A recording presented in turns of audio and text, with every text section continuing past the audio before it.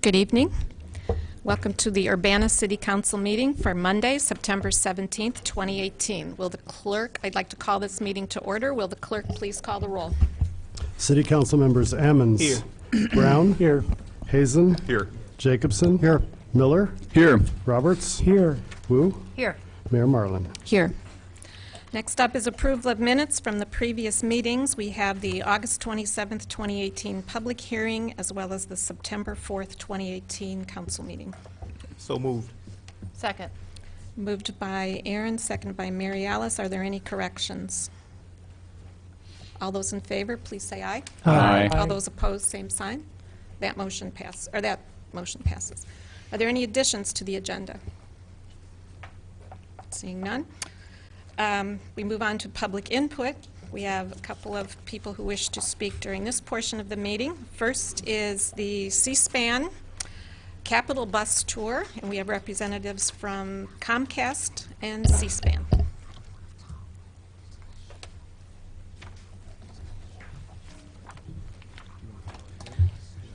Good evening. Please state your name and Sure. speak into the microphone. Art Simberski. I work with Comcast just down the road at 303 Fairlawn Drive. And Joel Bacon, I work for C-SPAN. So just thought we would spend a few minutes just telling you what we've done today. So the C-SPAN bus tour has been in Champaign-Urbana, and Joel's going to give you a little update of what we did. Awesome. It's a pleasure. Thank you guys so much for letting us come here today and talk to you. C-SPAN is currently on a 50 Capitals tour. I'm glad that some of the city council members were able to come and see the C-SPAN bus that has 11 tablets on it, all with interactive C-SPAN videos and quizzes. We were actually parked over at the University of Illinois Urbana-Champaign to talk to students about what C-SPAN is, how we are there in Washington, D.C., for a public record of everything that's going on in the federal government. That there's a place out there that is a nonpartisan, a place that is nonprofit as well, and to talk to them a little bit more about kind of how C-SPAN started and how it's not, like most people think, part of the government. Most people that we talk to assume that C-SPAN is it's paid for by taxpayers, and so there's a lot of great things that tax dollars pay for, but it's not C-SPAN. C-SPAN has been funded by cable and satellite companies like Comcast from day one. So we talked to them about all of those types of things, and then specifically about our 50 Capitals tour. So right now, starting back in September of last year, C-SPAN has been on the road going to all 50 state capitals, interviewing elected officials, and aboard all of them. A lot of people in D.C. think they have all the answers for every city and state around the country, but we want to know what those states and what those cities think they are, what they think is important. And so we are going to be down in Springfield tomorrow for our 41st stop, but we had to make sure we came to Urbana and to Urbana-Champaign, and specifically the University of Illinois, that's right here, because of our co-CEO. Rob Kennedy actually is an alumnus of the school. So we are really excited that he got to come. He got to speak to one of the classes over there this morning, one of the media classes, and talk to all of the students about where you can go and the different ways that you can serve the public as being an alumnus of the great school right here. So we are excited that we are going to be continuing this journey. We are going to end it in November, on November 1st, for the 21st anniversary of our 25th anniversary of the bus program, where we've been going around talking to folks and hearing what's important around the country for the last 25 years. C-SPAN, as everyone knows, broadcasts the House and the Senate without interruptions, no commercials, and we're excited, like what you guys are doing tonight, where you're listening to the public and you're broadcasting it. I see the cameras here, so C-SPAN's happy to do that on a national level, just like you guys are doing that here locally. Thank you. Thank you. Bill? Yeah, I want to say thanks for coming. I enjoyed the bus tour, and I especially appreciated your fair and balanced location of the bus tour, right on Wright Street. My favorite shows are Washington Journal and Oh, Ask the Prime Minister was another good one. Yep. So Prime I hope Minister you keep question time. those. So thanks for coming. Happy Constitution Day. And happy Constitution Day. Everyone that came out to the bus today got a pocket Constitution, so we're happy to do that. Great. Thank you. Thank you. Thank you. We also have James Cosmopoulos from the Illinois Student Senate.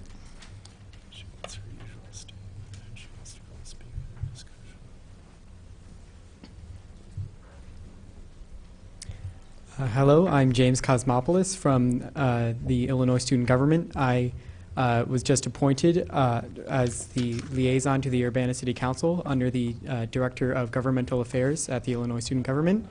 I just wanted to introduce myself to everyone here and let you all know that I will be attending these meetings as well as meetings for the Committee of the Whole on a weekly basis, and I will be just sitting here taking notes for anything that may be relevant to the university or its students. And I just, like I said, I just want to say hello to everybody, and I'm sure I will remember all of your names at the end of the semester and the end of the year. So, thank you. And if you forget, they're right in front of us. Yes, As long of as course. nobody's swapped them out. Thank you very much. Nice to meet you. We have a card from Reverend Dr. Evelyn B. Underwood. She doesn't wish to address the members at this time, but she's continually concerned about the Dr. Ellis subdivision sewer concerns, and she'll address the council at the time of the discussion item number 6 on the agenda. And we have 2 other people who will address the council at discussion item 6 as well. Okay, unfinished. Anyone else wish to address the council at this time?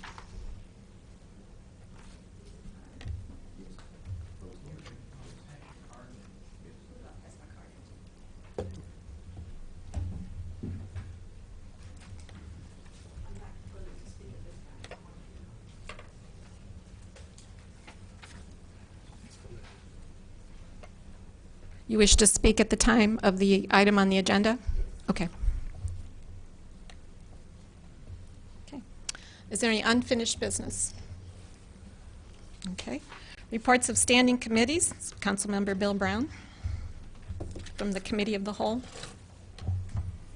Yeah, we met last week and forwarded a couple of items to the City Council, and we held a few items over until next week.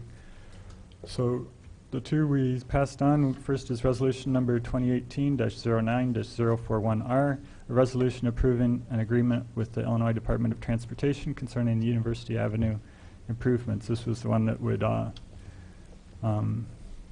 improve the streetlights change the streetlights from a silver color to a powder black color at not too much expense because there's dozens of streetlights, but one kind of high expense for engineering. I'm just telling what it is. Just one kind of high expense for engineering, $27,000 to change the color of the streetlights. But other than that, it was a pretty fair resolution. For the committee, I move approval. I'll second. And I would remind the committee this is part of the $8 million overall safety project for University Avenue from Wright Street to Maple Avenue, which will involve repaving the street, replacing traffic signals, crosswalks, sidewalks, ramps, and everything for improving pedestrian and bicyclist and vehicular safety on that street. Any further discussion? Do we have a second? Is there a second? I'll second. Okay. I Oh, already sorry. seconded Jared it. seconded. Jared, second? Okay. Okay, will the clerk please call the roll? City Council members Ammons. Yes. Brown. Yes. Hazen. Yes. Jacobson. Yes. Miller. Yes. Roberts. Yes. And Wu. Yes. That motion passes. Next is ordinance number 2018-09-061, an ordinance approving a license agreement with Stevens Building LLC to use a portion of the parking lot for garbage bins. For the committee, I move approval. I'll second it then. Seconded by Dennis. Any further discussion? Will the clerk please call the roll? City Council members Ammons. Yes. Brown. Yes. Hazen. Yes. Jacobson. Yes. Miller. Yes. Roberts. Yes. And Wu. Yes. That motion passes. Thank you, Bill. Reports of special committees. Reports of officers. Okay. Under new business.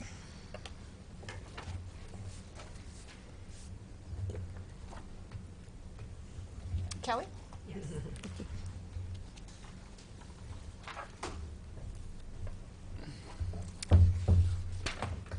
Kelly Murkowski, Grants Manager. Yes, so the first two resolutions for a resolution approving Community Development Block Grant Agreement, Daily Bread Soup Kitchen, and the other one is Urbana Park District, could be done together.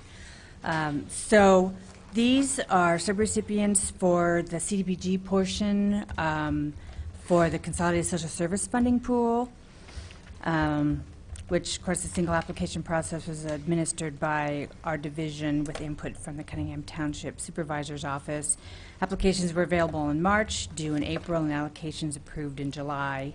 And our division, the Grants Management Division, administers both the city-funded and the CDBG-funded agencies. And at its February meeting, the Community Development Commission determined priorities for agencies that were funded with the CDBG, support services and training for low-income persons, and to support homeless needs.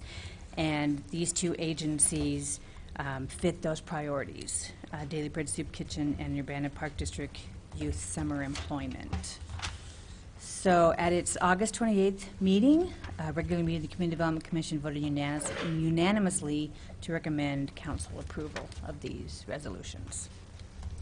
And if you have any questions, I will answer those. Any questions for Kelly?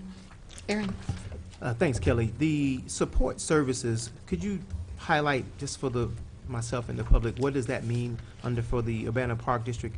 It says support services and training for low-income persons. Well, these are priorities that come from our consolidated plan.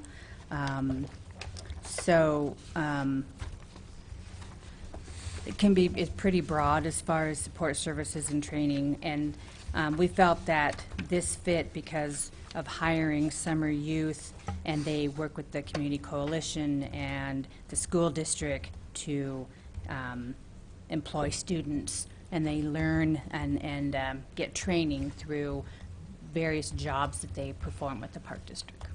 And we've had this conversation back and forth over a couple of years. The $1,500 itself, it goes strictly for the salary of the youth? Yes, it goes toward the overall amount, yes. And I know there was in the agreement it says overall there will be roughly 50 students that will be part of the program. And I will check to find out specifically our amount, how many students that might cover. It probably would be partial, a few, but I definitely can check on that because the application may say that, and if not, I can check with the Park District. I don't know. I think the last time the young lady came to speak with us from the Park District, I was asking questions about the makeup and, the demographic of the students who we're choosing for the program. And I've spent ample time over the summer going back and forth, picking up my grandson. And I was somewhat concerned about, I didn't see a lot of diversity in the students who were working there, and maybe I was going at a particular time. And so I would sure like to see more of the demographics of who's actually getting employed there. I think that would be helpful. We will definitely, when we were going through the applications after they were all submitted by the various agencies, that was a question that we had with the Park District regarding diversity. And they also, because it's the federal funds that they're getting, they have to report that. So they said they were definitely going to work on that. Okay, thank you, Kelly. Mary Alice? Since we're funding this out of CDBG funds, I'm curious, so they said the total number of persons to be served is expected to serve 50 persons this year. CDBG funds have income guidelines. So does that mean that all 50 of those people who are served by this program will meet those income guidelines? That's a good question.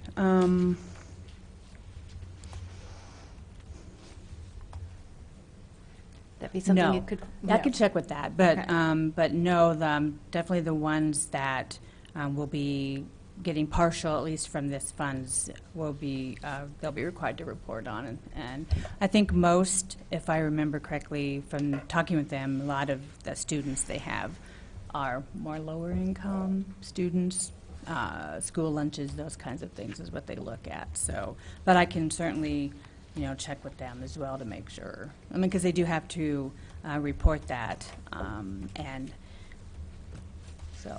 Okay. Okay. All right, thank you. Any other questions?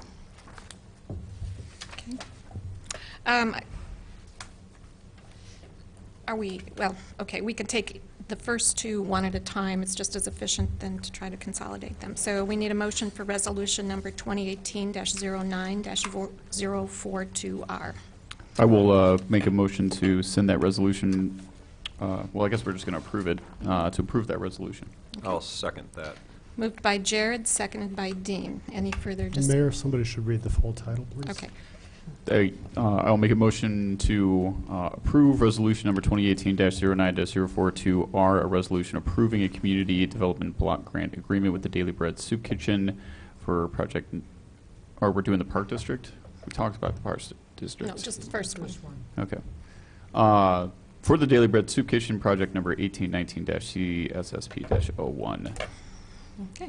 Will the clerk please call the roll? City Council members Ammons? Yes. Brown? Yes. Hazen? Yes. Jacobson? Yes. Miller? Yes. Roberts? Yes. And Wu. Yes. That motion passes. Next up is resolution number 2018-09-043R, which is a resolution approving a community development block grant agreement with the Urbana Park District Youth Summer Employment Program, project number 1819.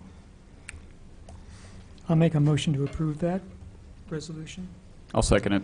Moved by Dennis, seconded by Jared. Any further discussion? Will the clerk please call the roll? City Council members Ammons? Yes. Brown? Yes. Hazen? Yes. Jacobson? Yes. Miller? Yes. Roberts? Yes. And Wu. Yes. That motion passes. Next up is resolution number 2018-09-044R, resolution approving an emergency solutions grant program subrecipient agreement with the Crisis Nursery for fiscal year 2018-19. Okay, and I'll also talk about the next one as well, since they are both under the Emergency Solutions Grant, Okay. which, and so this is required, this is federal funds to the Illinois Department of Human Services, and through the Continuum of Care, we applied for these funds on behalf of these two agencies, Crisis Nursery and the CU Men's Shelter. And so, so we were selected to administer this grant. The funds received are for operations for each agency, and then the administrative funds for the city. So, at its August 28th regular meeting, the Community Development Commission also voted unanimously to forward these resolutions with a recommendation for approval. And if you have any questions, I can answer those. Bill? So the total of the emergency solutions grant was $25,000.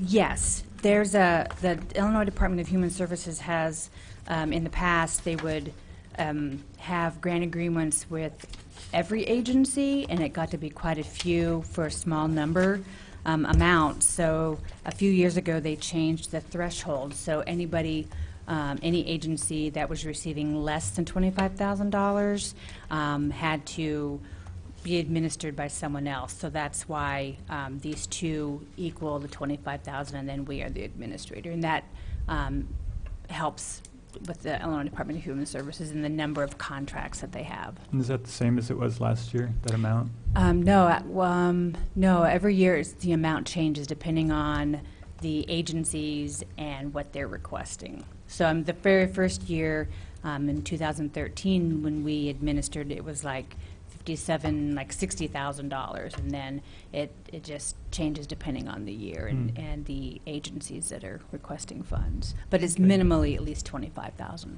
Is this your last meeting with us? Yes, it is. I really appreciate all your expertise and direction in the department, and we're going to miss your institutional knowledge. And good luck in Jacksonville. Well, thank you. Thank you very much. Yes, what I've learned here is what has helped me with my new position. It is administering the federal grants for the city of Jacksonville. So it's their CDBG, their home, ESG, HOPWA, which is one that we don't administer or have, but so it's housing opportunities for persons with AIDS, and then they have state grants. So I'll be the Affordable Housing and Community Development Administrator for the city of Jacksonville, Florida. So Congratulations. thank you. Congratulations. Thank you. Well, we'll have a little more to say after we vote on 2 more resolutions. Mary Alice? So it's probably standard language, but I'm curious, as I look at the subrecipient's duties on Section 7, I think it's Section 7 on both, so it's on page 4, and this one doesn't even have a page. It was about how they're supposed to gather data. So I'll just read it to everybody so they don't have to go through here. Gather shelter client data using the format approved by the Champaign County Continuum of Care. Submit the shelter client data to the city's grants management division at least once every 7 days when the shelter is open to clients. And for the other grant, they're only supposed to submit it quarterly, I believe. So I'm curious, is that the intent for them to? Well, the difference is that the information goes into what they call the Homeless Management Information System, and Crisis Nursery has their own license, so they were able to submit information themselves and then just submit showing that they had submitted their report to us. So we didn't have to input, but the CU Men's Shelter does not have a license, although they will be inputting themselves. So actually, it will probably change and it'll be quarterly for them as well. Okay, I just didn't realize that we were asking them to give us data every single week, basically, that they're open. Right. Okay. Well, because they're only open as of right now, like 4 to 6 months. So, and if Okay. it's not, if it may not have been every, it would have been at least within a couple of weeks, they would have got the information. So to us. All right, thank you. So is there a motion? One more. Oh, question. Dennis. What part, maybe it's a percent, of the grant that's going to be awarded is used for administrative services by the city? Small portion. If you look at the memo, it shows the dollar amounts. So what we're getting is about $1,700 out of the total. So All right, so it's not so detrimental to the program itself. right. Thank you. Is there a motion? I'll make a motion that we approve resolution number 2018-09-044R, resolution approving an emergency solutions grant program subrecipient agreement with Crisis Nursery for this fiscal year. I will second that motion. Moved by Jared, seconded by Dean. Any further discussion? Will the clerk please call the roll? City Council members Ammons. Yes. Brown. Yes. Hazen. Yes. Jacobson. Yes. Miller. Yes. Roberts. Yes. And Wu. Yes. That motion passes. Next up is resolution number 2018-09-045R, which is a resolution approving an emergency solutions grant program subrecipient agreement with the CU Men's Shelter for fiscal year 2018-2019. I'll move approval. I'll second. Moved by Mary Alice, seconded by Aaron. Any discussion? Will the clerk please call the roll? City Council members Ammons. Yes. Brown. Yes. Hazen. Yes. Jacobson. Yes. Miller. Yes. Roberts. Yes. And Wu. Yes. That motion passes. Thank you, Kelly. Thank you. And as Kelly, and as we noted, Kelly's last day is Wednesday, September 19th. I wanted to let folks know she came from the Family Service of Champaign County back in 2005. She came to work for the City of Urbana, and she started out as serving as our CDBG grant coordinator. We had a bigger staff back then in grants. She was promoted to manager of the Grants Management Division on April 1st, 2011, and has served in that capacity since then. And as she noted, she's moving to Jacksonville, Florida. So we thank you very much for all you've done for the city. Don't cry. Thank you. Do you have any other parting words? Watch out for hurricanes. Yes, well, yeah, if they say evacuate, I will evacuate. Thank you, Thank Kelly. you. Okay, last action item on the agenda is a correction to an appointment that you made a few weeks ago. You appointed Rebecca Obachowski to the Housing Authority of Champaign County, and in the memo it defaulted to the usual 3-year term, when actually the Housing Authority is one of the appointments that are actually 5 years long. So this motion before you, I need a motion tonight that would extend her appointment to the full 5-year term, which ends June 30th, 2023. So moved. Second. So moved by Aaron, seconded by Jared.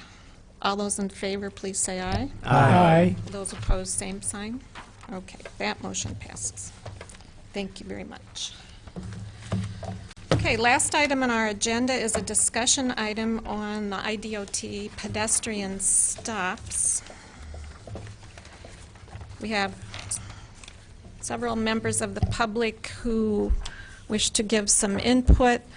I've also asked the Urbana Police Department to present some information, and I think since this is the first time we really have discussed this, we will start with the presentation by the Urbana Police Department, followed by, looks like Minnie Pearson and Reverend Underwood, who wish to comment. Then the CU Citizens for Peace and Justice have a presentation they'd like to make, and Daryl Cruz has requested his public input to be after CUCPJ. So I just wanted to make a couple of comments before we get started as well, just to provide some context and overview. Several years ago, the Illinois General Assembly passed legislation that required police jurisdictions to collect and report data on what they called pedestrian stops to the Illinois Department of Transportation. The legislation provided some guidelines on data collection, but it omitted definitions for key terms and certainly omitted specific guidance for the implementation. IDOT has since released annual pedestrian stops reports for 2016 and 2017, and Council may have looked those over.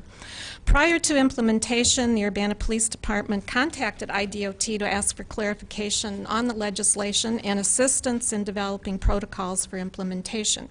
IDOT essentially told us, the department, that it was up to the individual jurisdictions to develop their own plans for data collection. According to the IDOT, there are approximately 1,000 police jurisdictions in Illinois. To date, about half of them have actually reported pedestrian stop data. The other half have either not responded at all, or they've stated that they had no pedestrian stops in the past 2 years. The reported data varies widely from one community to the next, and if you've read the reports, you can see that. It's to the point where it makes no sense, given the city's population and demographics. And it's not surprising that you have this wide variation. When you leave it up to 1,000 different jurisdictions to come up with a collection and reporting plan, you're going to get 1,000 different ways of doing it. Former Police Chief Sylvia Morgan and I sent a letter to IDOT last month outlining our concerns about this. IDOT responded by saying we should consult our city attorney or our state senators and representatives for clarification. And I included copies of that correspondence in your packet. So given the wide variation in numbers reported across the state, it's easy to see why members of the public, while people reading these reports, have questions and concerns about the data. I think everyone has questions. So tonight I've asked Chief Seraphin and analyst Melissa Haynes to provide an overview of how Urbana collects and reports pedestrian stops, as well as an explanation of the Urbana statistics. And again, those are the statistics we know are accurate. We cannot speak to the rest of the state. Following their presentation, again, members of the CUCPJ will also make a presentation, and then we can have a discussion. So, thank you. Good evening. Good evening. So, I hope you got a chance to maybe look over some of this material. I know there was a lot there. And tonight I'm going to try to provide a little bit of historical perspective so that maybe you can see sort of where this came from. One of the things that I thought was interesting as we were kind of going over this was that this started back in 2015 was when this statute was passed. The Police and Community Relations Improvement Act of 2016, effective January of 2016, was the statute that was passed, and it had various components within it. It had a pedestrian stop component. It had search frisk receipts component of that. It had body-worn camera component and various other things. And then they put all those pieces and statutes all in different little spots. But tonight we're here specifically out of that act on the pedestrian stops. When this first came in, I was brought on board the project in December of 2015 to help sort of build how we were going to collect the data and what we were going to report.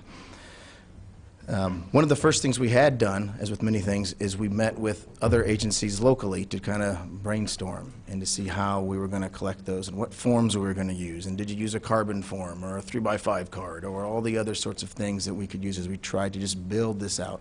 And it was at that point when we realized that the definitions meant something. And those definitions weren't clearly defined in the actual statute itself. This Police and Community Relations Improvement Act. It said pedestrian, but it didn't necessarily give us exactly what was meant, or there was discussion in there regarding a public place. And so we reached out to IDOT a couple of different times trying to get some guidance, and unfortunately they distanced themselves from that and were like, you just send us the stuff as the law says and we're going to move forward. We did reach out to other professional associations, and we talked to some other PDs outside of the local area as well. And then we created our best effort. And you'll see that in there later. There's a wonderful colored chart there. That's sort of what we came up with as our attempt to try to put this together. The officers could kind of go through this and figure out when they needed to do this. The purpose of this is to show that this isn't easy, and that it is complex. The other thing that we had done was we tried to create some bright line rules that officers could sort of follow, and that leads to some of this reportable versus non-reportable information descriptors that you read in there. So if we started officers with, well, if you detain someone in a public place, and then there's like little logic, and so as they started checking the boxes then, our area-wide records management system database could then start to pull out what we needed to and get the stuff that was exactly, at least what we thought was on point for the IDOT study. And the other thing that we did was I thought it was transparent at the time, but as we discussed, we wanted to, well, does this one count or doesn't it, boss? Count it. We tried to be very just, if you're not sure if it's on the borderline, we wanted that information included. We put together an original memo and then updated it once. I think you guys had the most recent version with regards to trying to provide guidance with this chart. And then we've been monitoring the data. And I was really wanting to make sure that as the data came in that we were getting some sort of consistent numbering, that we didn't have 20 stops one month and zeros the next month. And we, generally speaking, I thought had fairly consistent data. But I'll say because of this sort of expansive view that we took on with regards to this, the Champaign-Urbana Citizens for Peace and Justice were looking at the data on the state website and realized, well, these numbers seem high. And we had met with them, and I don't disagree with that. They seemed high. So that's why I do think that it's worth this discussion tonight. And so we'll hopefully look into some of these stats, and I will now let Melissa go ahead and go into some of the slides that she has with regards to the actual data. Thank you. So here's the form, this should be included in the packet as well, that the officer will actually fill out. And most of this comes straight from the state definitions. There are a couple of things that we've made improvement with over time. When I was running some of the numbers and looking at this in I think it was 2017, we were doing a lot of searches and pat downs, and there's a reason for, and it was always other, and other was given a ride. Other was questioned in the squad car and it was cold outside. So we added a checkbox here that would allow us to differentiate between whether we were patting somebody down or searching somebody, which is an automatic reporting, but whether we were doing it for an administrative reason that was procedurally required. So starting with our statistics, agency comparison for 2016. Looking at the agencies that the that had been brought up as comparison. So Urbana is first here, and you can see that we, in 2016, reported slightly more than 600 pedestrian stops that occurred in a public place that resulted in a frisk, pat-down, arrest, or notice to appear, or summons, or warning. Compared to other similar agencies, this seems high. So I will note that our data that's on the state website is incorrect because there was a reporting glitch. The figure that we have included here is correct. So are we policing differently, or is this a artifact of the way that we're counting things? So we know that law enforcement agencies can collect data, and they can collect it consistently in a way that is comparable across jurisdictions. The Uniform Crime Reports is collected by the Federal Bureau of Investigations, and it has been for many, many years. They have 124 pages of reporting guidelines on what they expect agencies to report on, with a whole bunch of definitions on 8 to 10 different crimes. 164 pages that the federal government puts out. There are 21 pages that are then interpreted by the Illinois State Police that are specific to Illinois agencies, and then there are multiple people that you can go to for guidance on, does this count, does this not count? So then we're comparing numbers, it's apples to apples. So the light blue on here is what we're looking at for arrests for the index crimes, which is homicide, rape, robbery, aggravated battery, aggravated assault, burglary, theft, motor vehicle theft, arson, and then it now also includes human trafficking. But you can see that those are the numbers that we know are mostly consistently being reported across different agencies. We're the only one that's on here that's actually reporting more pedestrian stops than we are arrests. And this is not necessarily apples to apples. So all of our pedestrian stops don't report in arrests. All of our arrests don't begin as pedestrian stops. But it at least paints a larger picture of, is our policing different? Well, we don't really stand out compared to a whole lot of other of these agencies. So it's when we're looking at our pedestrian stop data, it's most instructive to keep the blinders on, as you will, and look at what we're doing locally, and not perhaps compare it to other agencies that may have different policies because it's been left to interpretation. Okay, so we started this in 2016 after the law was passed in very late 2015. I'm considering 2016 to be a pilot year. There was a lot of training that was going on. There was a lot of, do we count this? Do we not count this? 2017 is when I feel comfortable with looking at it and saying, okay, this is probably pretty good data. So I've aggregated this to be 2017 through August 31st of 2018. So looking at all of our calls for service, we had 39,000 situations in which an Urbana police officer was dispatched to a call for service. And that's anything from a traffic stop to a domestic to a standby to a fight at the hospital. From those, we took 10,000 police reports. And then from many of those, there were some pedestrian stops that were reported. So I just wanted to talk about kind of the impact of what it is that we're doing. So this is a very small part of what it is that we do, but it does impact, we did 750 non-reportable stops in a year and a half, and we did 665 reportable stops in a year and a half. And those are not small numbers. So for 2017, we did very nearly the same amount of reportable and non-reportable, and so far in 2018, we've had more non-reportable. So pedestrian stops that we've defined as occurring with a pedestrian in a public place that was a detention, but then didn't elevate to a frisk, a search, a summons, an arrest. So on the form, we ask the officers what was the reason for the stop? And so we can break those out, and this is, you can mark more than one thing. So it can be both a response to a call for service and someone that's in the proximity and someone that fits the description and somebody that's looking like they're engaging in suspicious activities. So this is if any of these was on here one time. So this could be, 60% of the forms, 58.9% of the forms for the non-reportable pedestrian stops indicated that this individual fit the description from a radio, broadcast, or call for service. 44% of them, yes or no, was proximity to the reported crime location. 34% was fit the description of an offender as described by a victim or witness. 15% was engaging in suspicious activity. 0.4% were actions indicative of casing a victim or a location. I think there were 2 or 3 total, but it was 0% of actions indicative of engaging in a drug transaction, and then also 0%, maybe 1, gang-related enforcement. And then there's this other box. And so I only counted the other if it was the only thing that was marked on there. So there could be other in conjunction with any of those, but if other was the only thing, there were 10% of those where other was the only thing that was marked. Looking at the same thing for reportable. So this is a detention of a pedestrian in a public place that ends in an arrest, a pat down, a summons, or a frisk.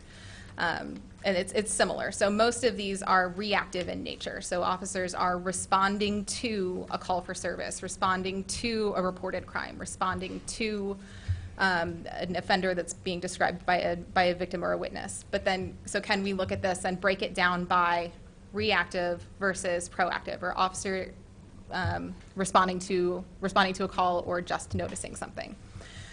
So on the left are the reportable pedestrian stops, and this one, now I'm doing it differently. So now I have a stack, and I have the 600 and however many that we've done during this time frame, and if there's anything that is reactive, it's going in this stack, and if there's nothing that's reactive, then I'm keeping it over here, and I'm going to break it out.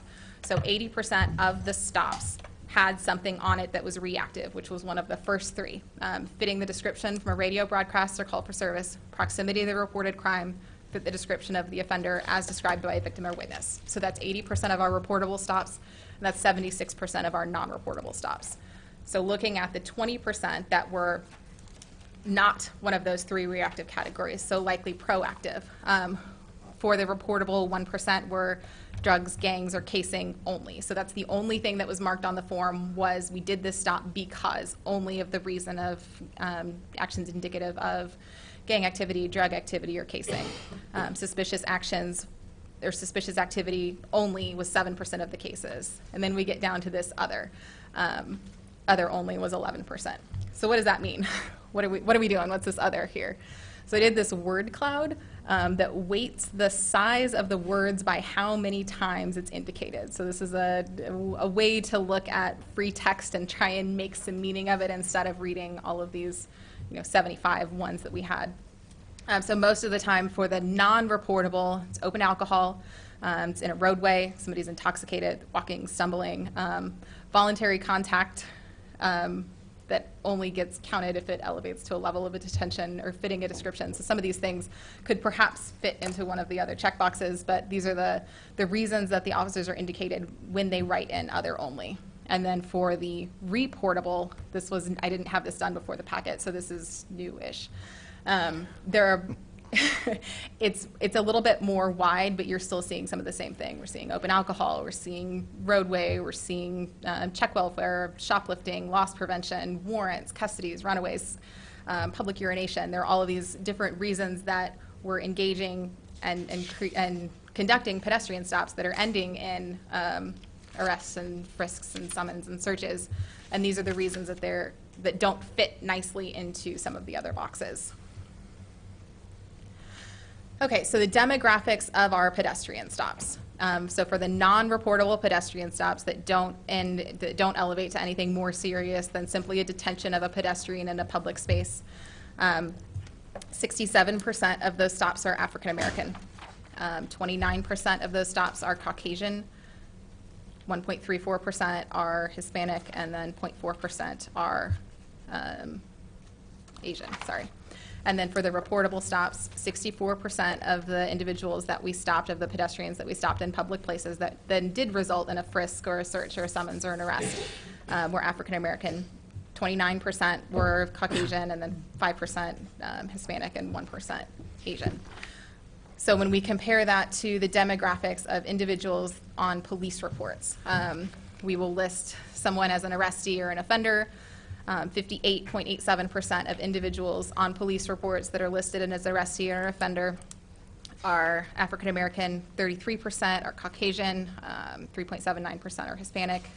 And then looking at victim, 48% of individuals listed in victims on police reports from the same time period, January 1st of 2017 through August 31st of 2018, 42% were African American, 46% were Caucasian, and then 3% were Hispanic. So from our police reports, we had 7,443 arrestee offenders, and then we had 7,000 victims. So then as a summary, our data is useful, and we're doing it consistently within our agency.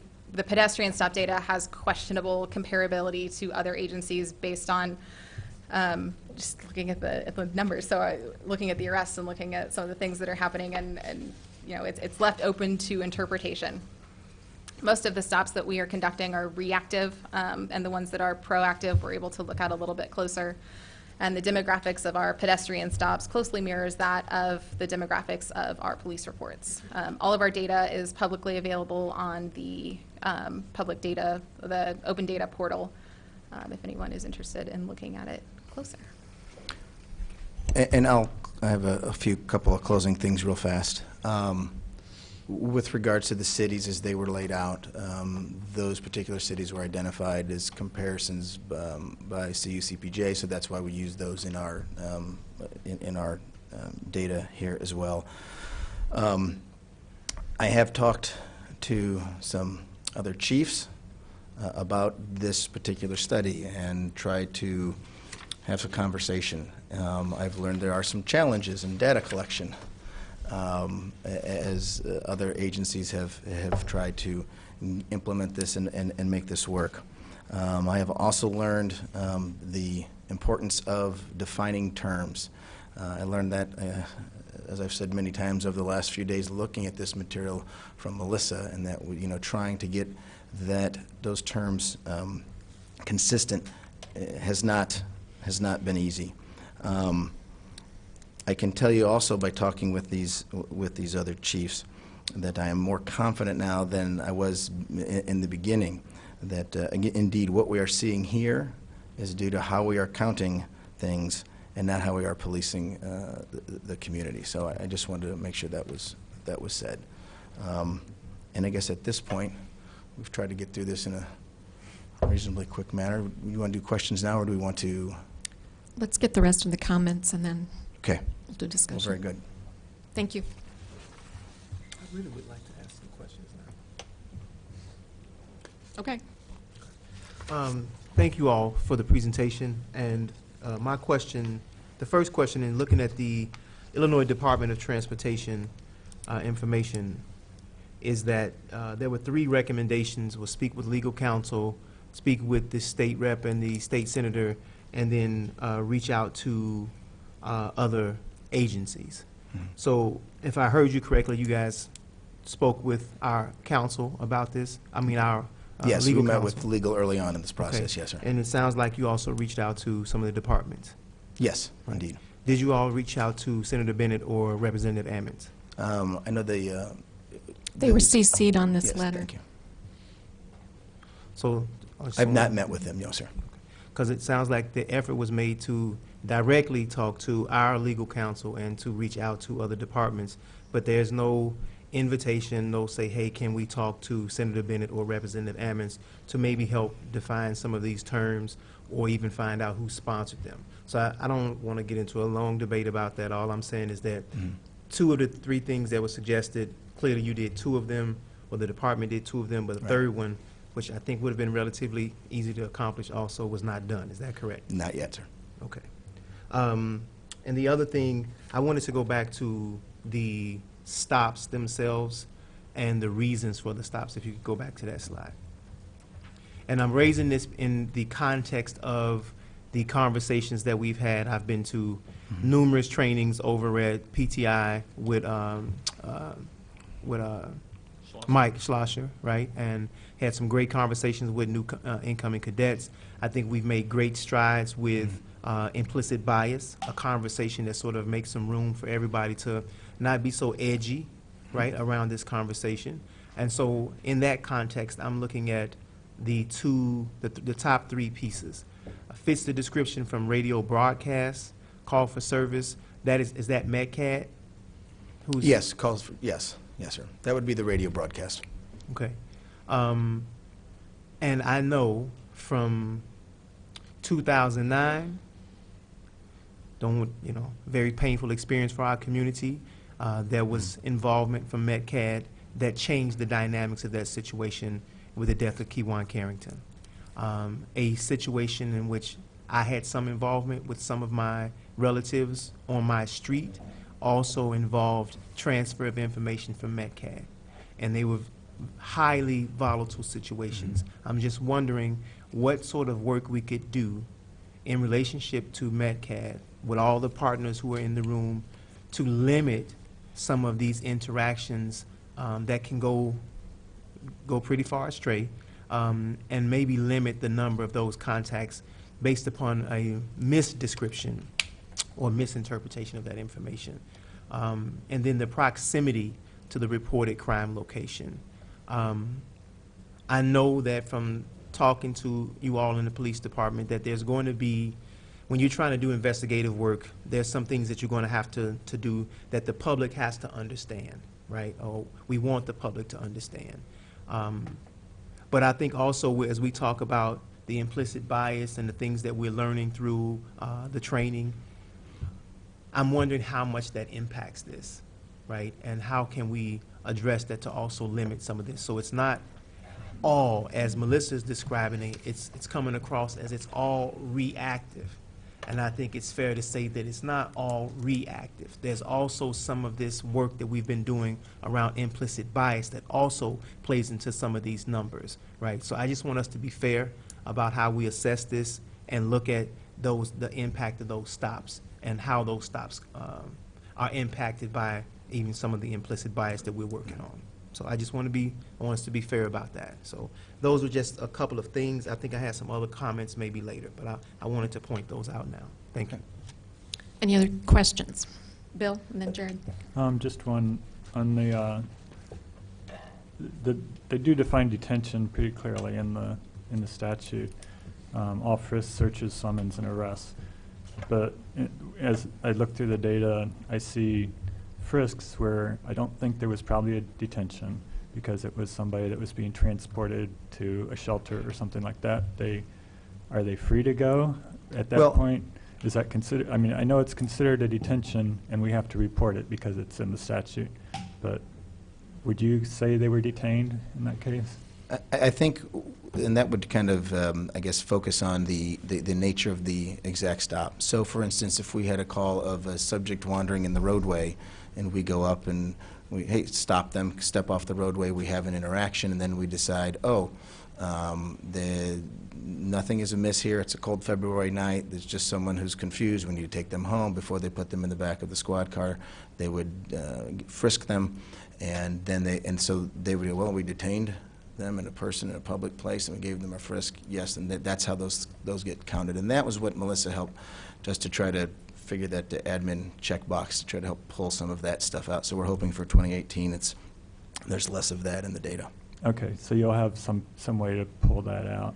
And then the other thing I noticed just looking through the data that public place seems to be, I mean, that seemed to be the biggest difference I saw looking between Champaign and Urbana was that they seem to be defining public place as public property, and we define public place as any place of a public accommodation, so like Walmart. I think that's correct, Bill, generally speaking, yeah. I mean, and I have had some discussions with learned from other departments that it was publicly owned and maintained.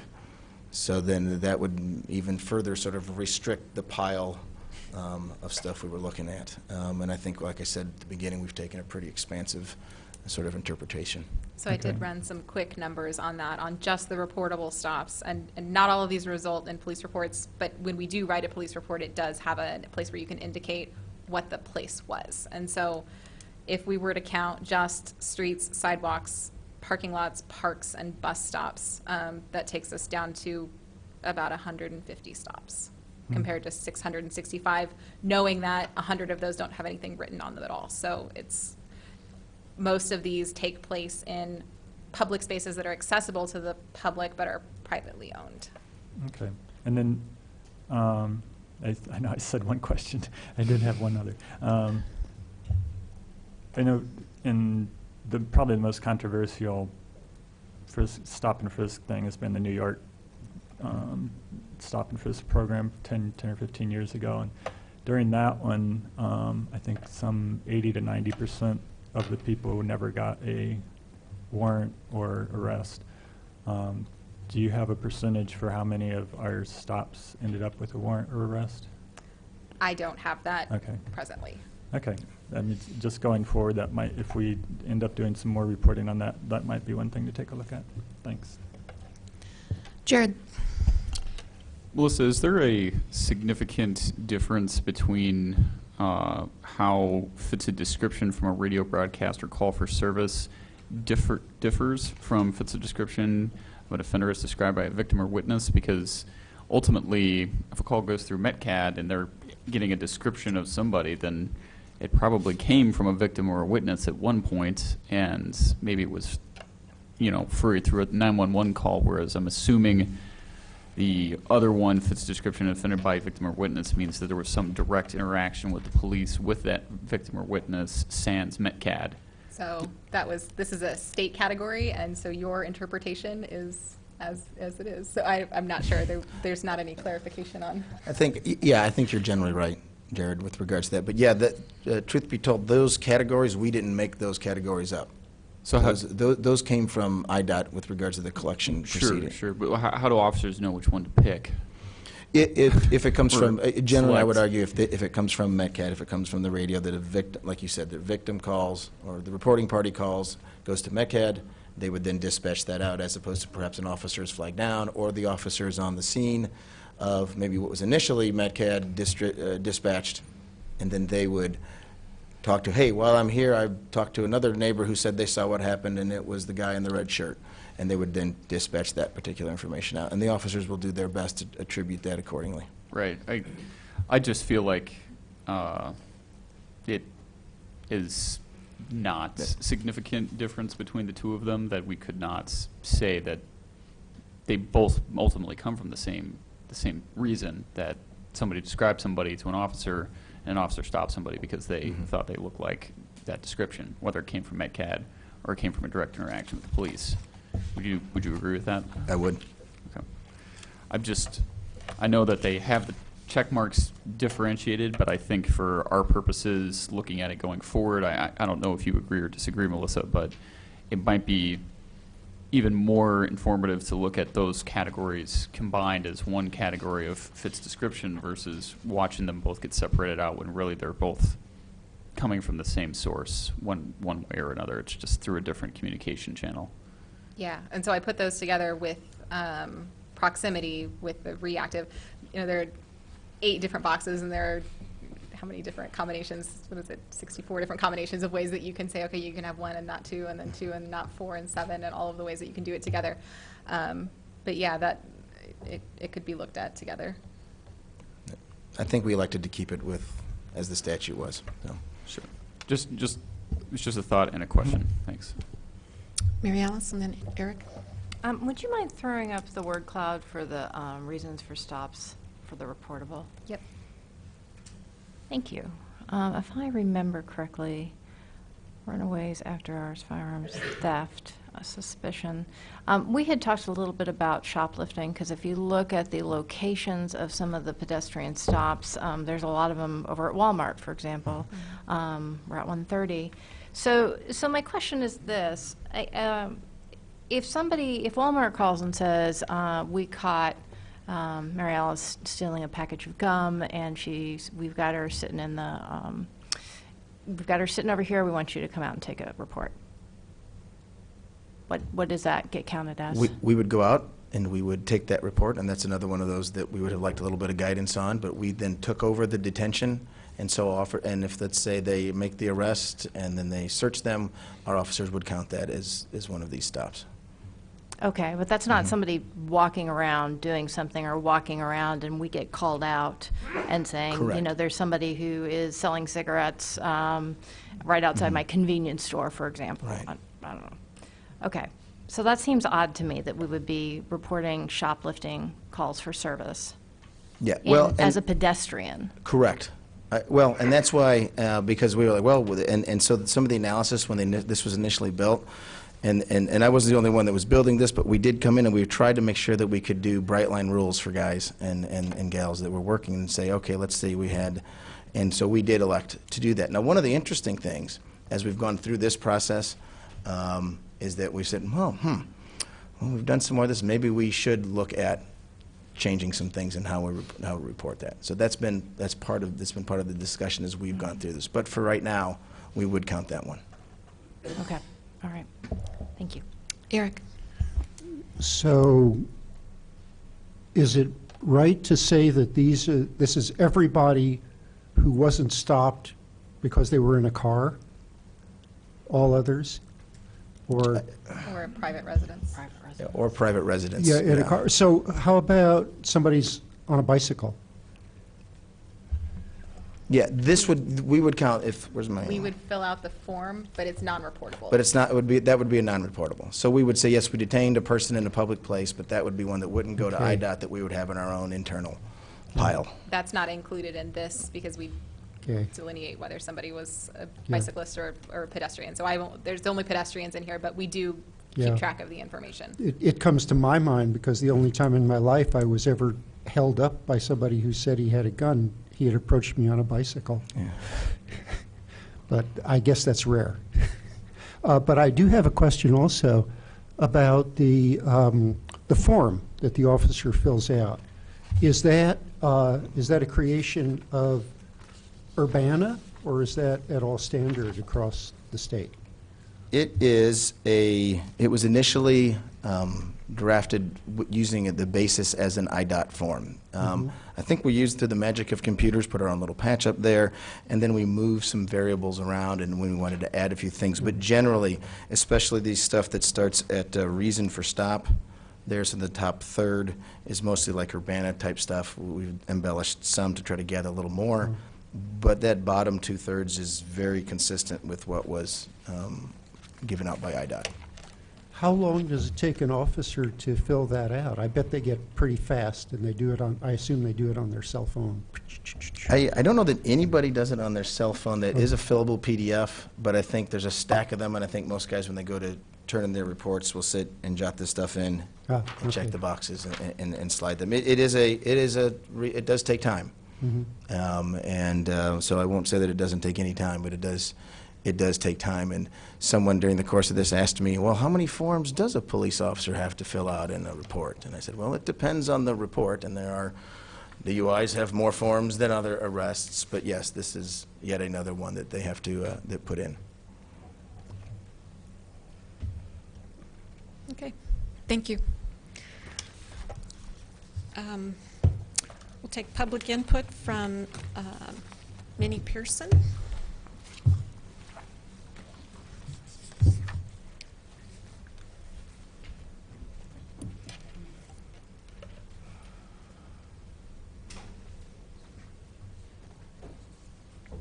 Good evening. I would have rather talk after the presentation, but I will do it now. It is good to hear you having a dialogue about this, but even the presenters right now do not have the answers. They are, I think, just talking. They don't have it down pat at all. When you look at the numbers that CU Peace and Justice have presented, it would have been so easy if the police officers or whomever was going to present this data would have talked to these people ahead of time and worked with them on this, because clearly their data is more believable than what has been presented to us tonight. I'm strictly really concerned about the high numbers of African Americans compared to other non-African American or people of color have been stopped.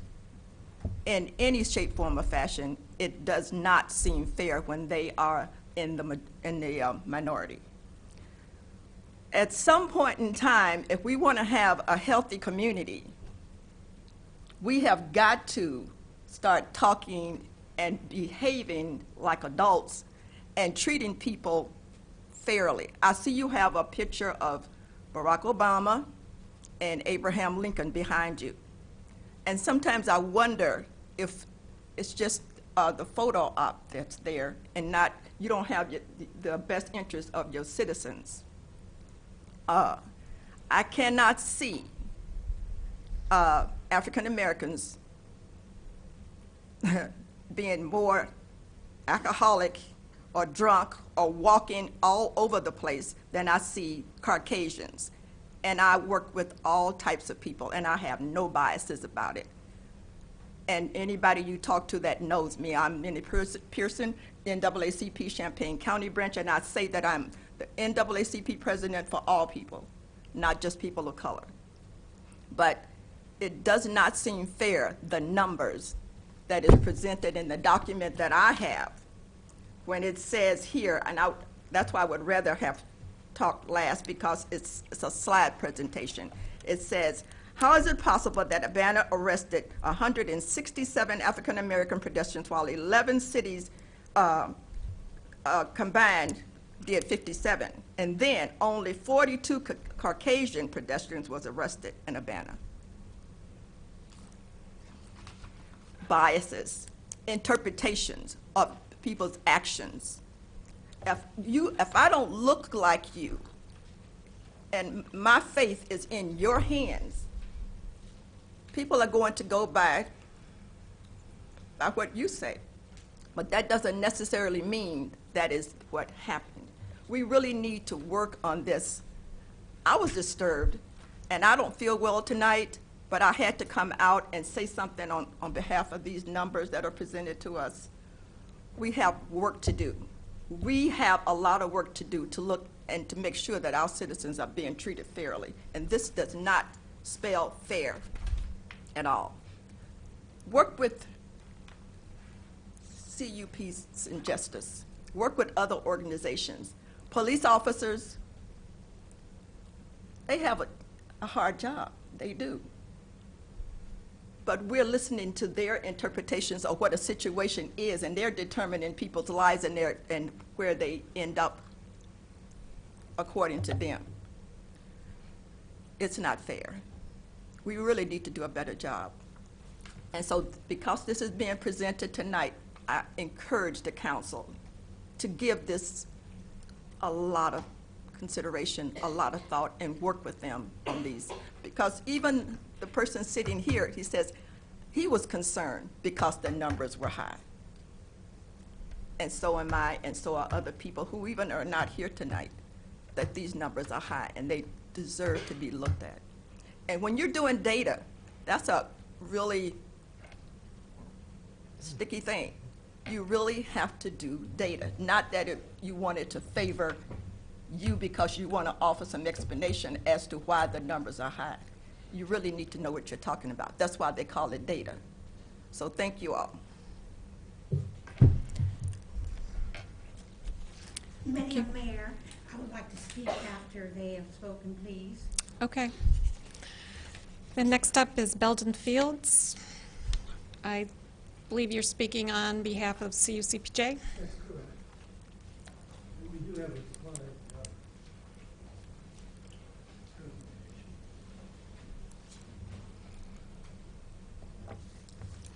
Charlie.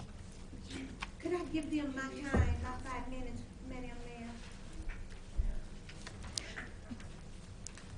They'll have time to complete their report. Okay, thank you. And this is Dolores Henry. Okay, this is Dolores Henry with me. I'm going to skip some introductory remarks we had prepared since you've heard a lot already.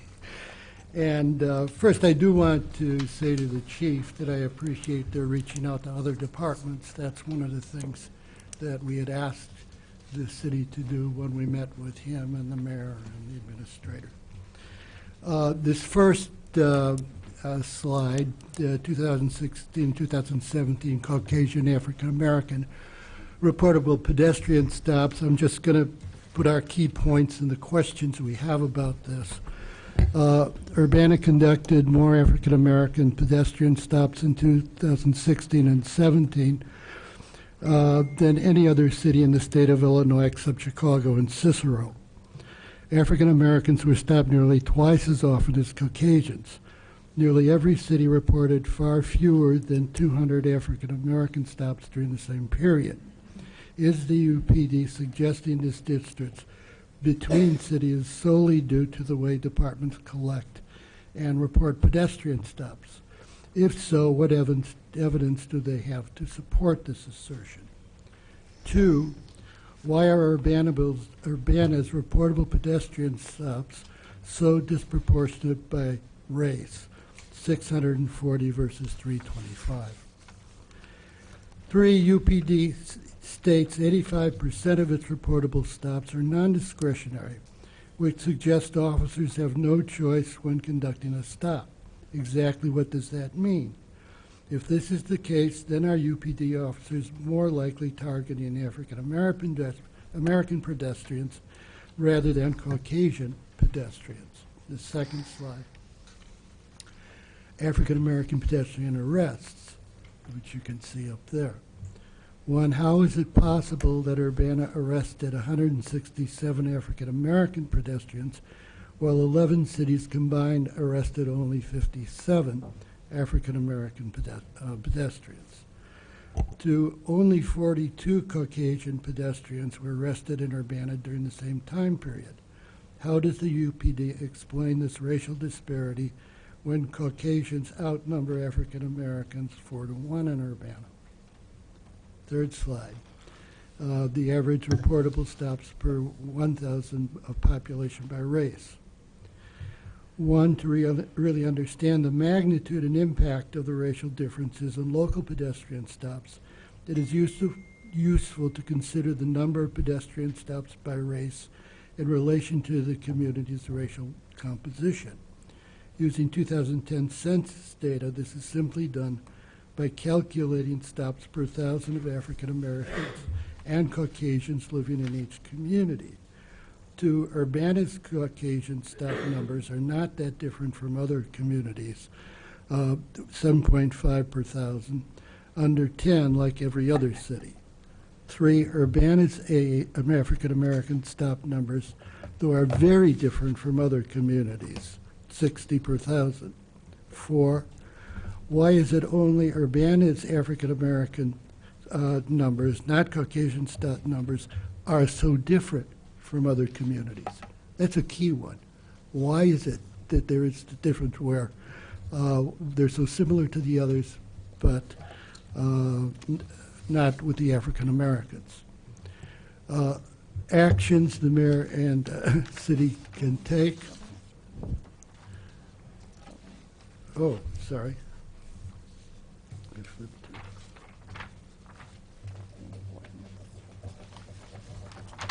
Okay. The importance of non-reportable pedestrian data stops. 1, non-reportable pedestrian stops are also a major part of local policing, even though they are not reported to the state. 2, they are actually slightly greater in number than reportable stops, and when viewed with reportable stops, give more complete picture of the racially disparate impact pedestrian stops have on the African American community. 3, when viewed collectively, the impact of pedestrian stops within the African American community actually doubles. Theoretically, in 1 of 8 of Urbana's African American citizens could experience some-type of pedestrian stops each year, while only 1 in 62 Caucasians would. Are pedestrian stops being enforced fairly and equitably under the law without regard to race? 4, it is unlikely that 85% of the non-reportable stops are non-discretionary. It is proper to assume the majority of non-reportable pedestrian stops are based on individual officer discretion. 5, the racial disparities between reportable and non-reportable stops follow a very similar pattern of both percentage and number. Does this suggest that there is little difference between how the 2 categories of stops are first initiated by beat officers? Give me my lesson. The actions. Yes. 4 actions the mayor and the city could take as a council. One, ask the UPD to review its pedestrian stop procedure to ensure that both reportable and non-reportable stops are lawfully conducted on reasonable articulable suspicion that the person is committing or about to commit a criminal offense or has committed, to have the UPD contact 3 to 5 comparable agencies, which you did, which we are very grateful for, and request a copy of their policy and procedures for conducting, collecting, and reporting to the state, as well as a racial breakdown of their non-reportable stops in 2016 and 17. I don't know that it was requested that they actually gave the policies and procedures to the chief, or whether this was just a conversation that they had trying to figure out how there were differences. Okay, the public must have confidence in the UPD to conduct pedestrian stops in a lawful manner without regard to race. The council and UPD leadership must ensure that stops are conducted based solely on, quote, reasonable articulable suspicion, unquote. Can the council unequivocally assure the public that this is the case? Racial and implicit bias in officers must also be continuously confronted and addressed. How is this being accomplished? 2, it would take minimal staff time, a little time, and a little financial cost to call 3 to 5 departments and ask for a copy of their policies. That's what we are requesting that you do, is get maybe some more concrete information rather than just a phone, if they have policies and procedures written down. I want to add just a couple of other points that I jotted down somewhere here. Yeah, okay. That the first is that of the non-reportable stops within the city, we've got 2 issues here. How are we comparing with other cities, and what are we doing in Champaign, even if we disregard the other cities? The problem with, I think, disregarding the other cities is that I could understand some variation between Urbana and Champaign and some of these other places. But it's so consistent as you add these other cities on board that they're low, that something has to be found out about why there's this exaggerated difference over so many different cities. The second thing, talking just about Urbana, now on the non-reportable, 67% of those were African American. And that becomes troublesome. I mentioned when we had a meeting that one of our own members would stop. He lived on Illinois Street, west of Ray Street, and he was stopped by officers. Was that a suspicious activity? He happened to live on Illinois Street. Not many African Americans do live west on Illinois Street, but he was stopped. And he was very offended by that because all he was doing was walking home. So if you're talking about suspicious activities, there's a whole lot of discretion that can take place in that. If you see a black fellow in a white neighborhood and you say, you know, what the hell is he doing here? I think that has to be taken very, very seriously. And also, I would agree with what people have said here. The difference between reportable and non-reportable stops is just a mess. I think it's very, very difficult to deal with. But that doesn't mean that we shouldn't try to get hold of what we are doing, whether we're calling them reportable stops or non-reportable stops.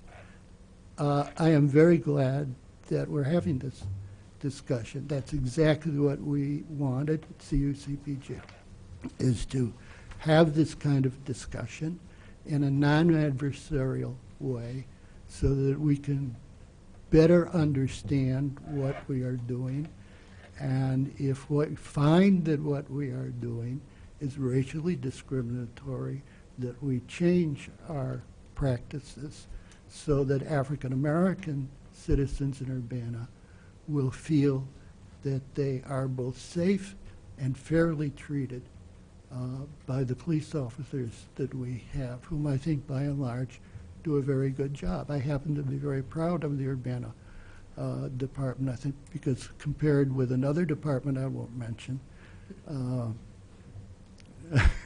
I think they've been better, but I think that these do raise serious questions that need to be discussed, and I don't think we should dismiss them by saying, "No, the data are just not good. We can throw the data out. The data don't mean anything."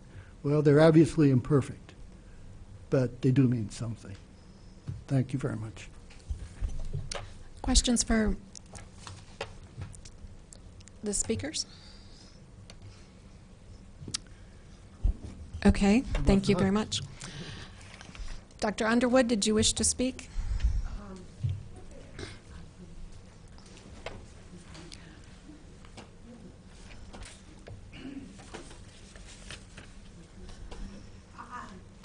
Madam President, Madam Mayor, I'm going to have my president of the Ministerial Alliance speak for me. Okay.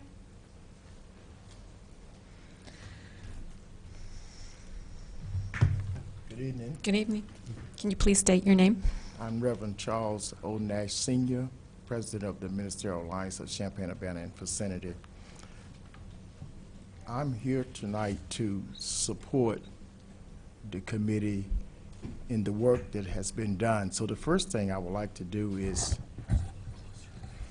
I'd like to commend the council for allowing this discussion to take place.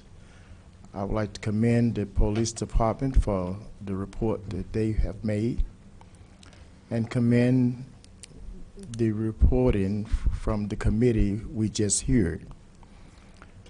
The data has some flaws, and I think we all can agree with that.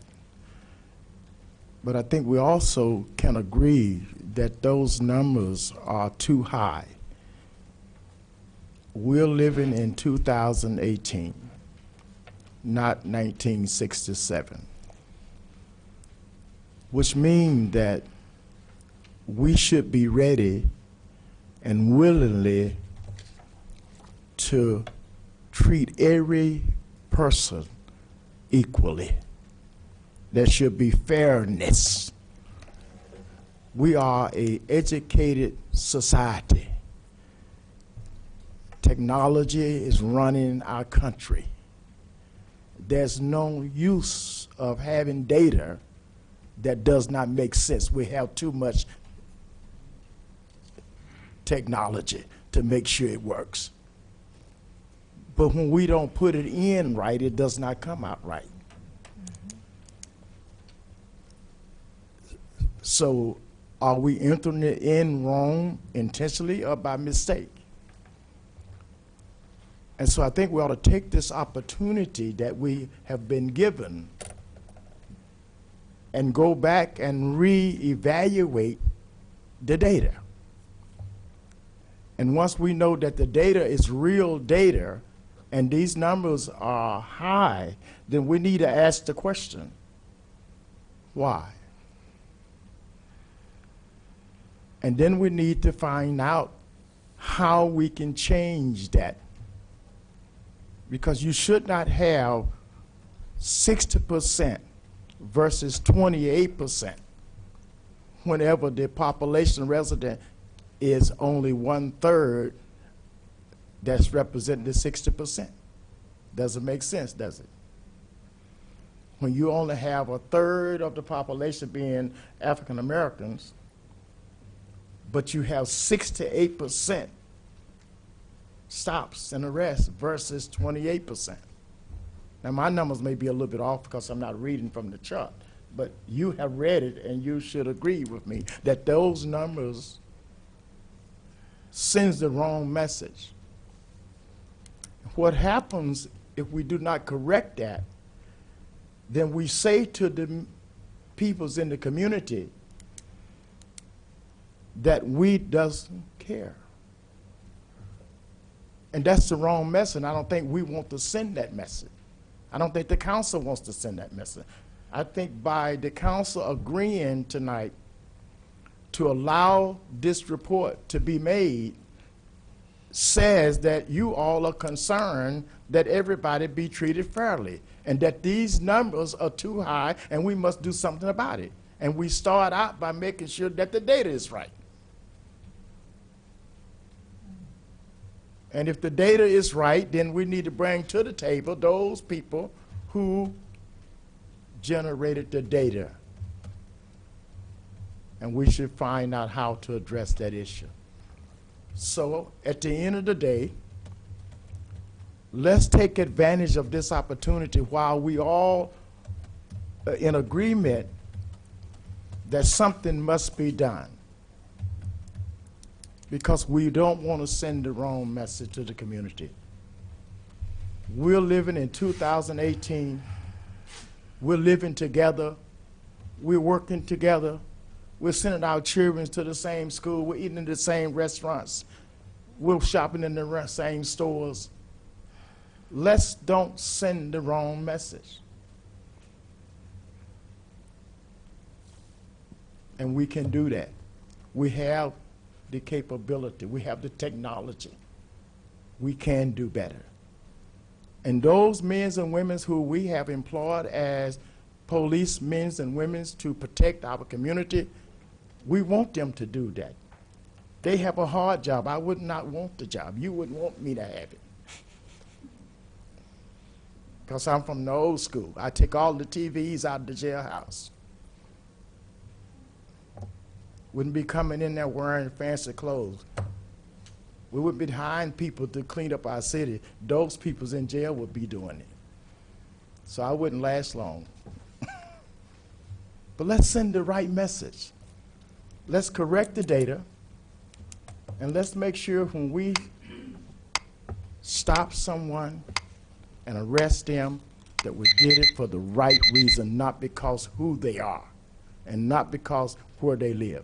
The last statement you asked, question that was made, was if a white community have a black person walking the streets there, automatically you arrest him. That should not be.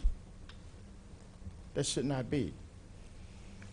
Every human being in this community should have the freedom to go anywhere they want to and not be afraid, regardless of what your race are, regardless of what gender you are. And we must send that message. Thank you. Thank you.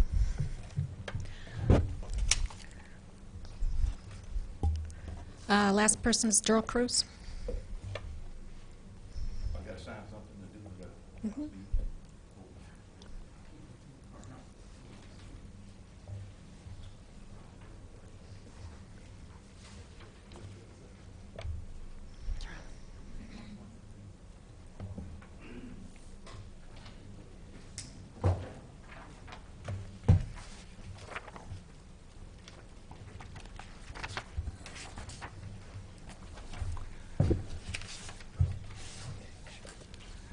Good evening.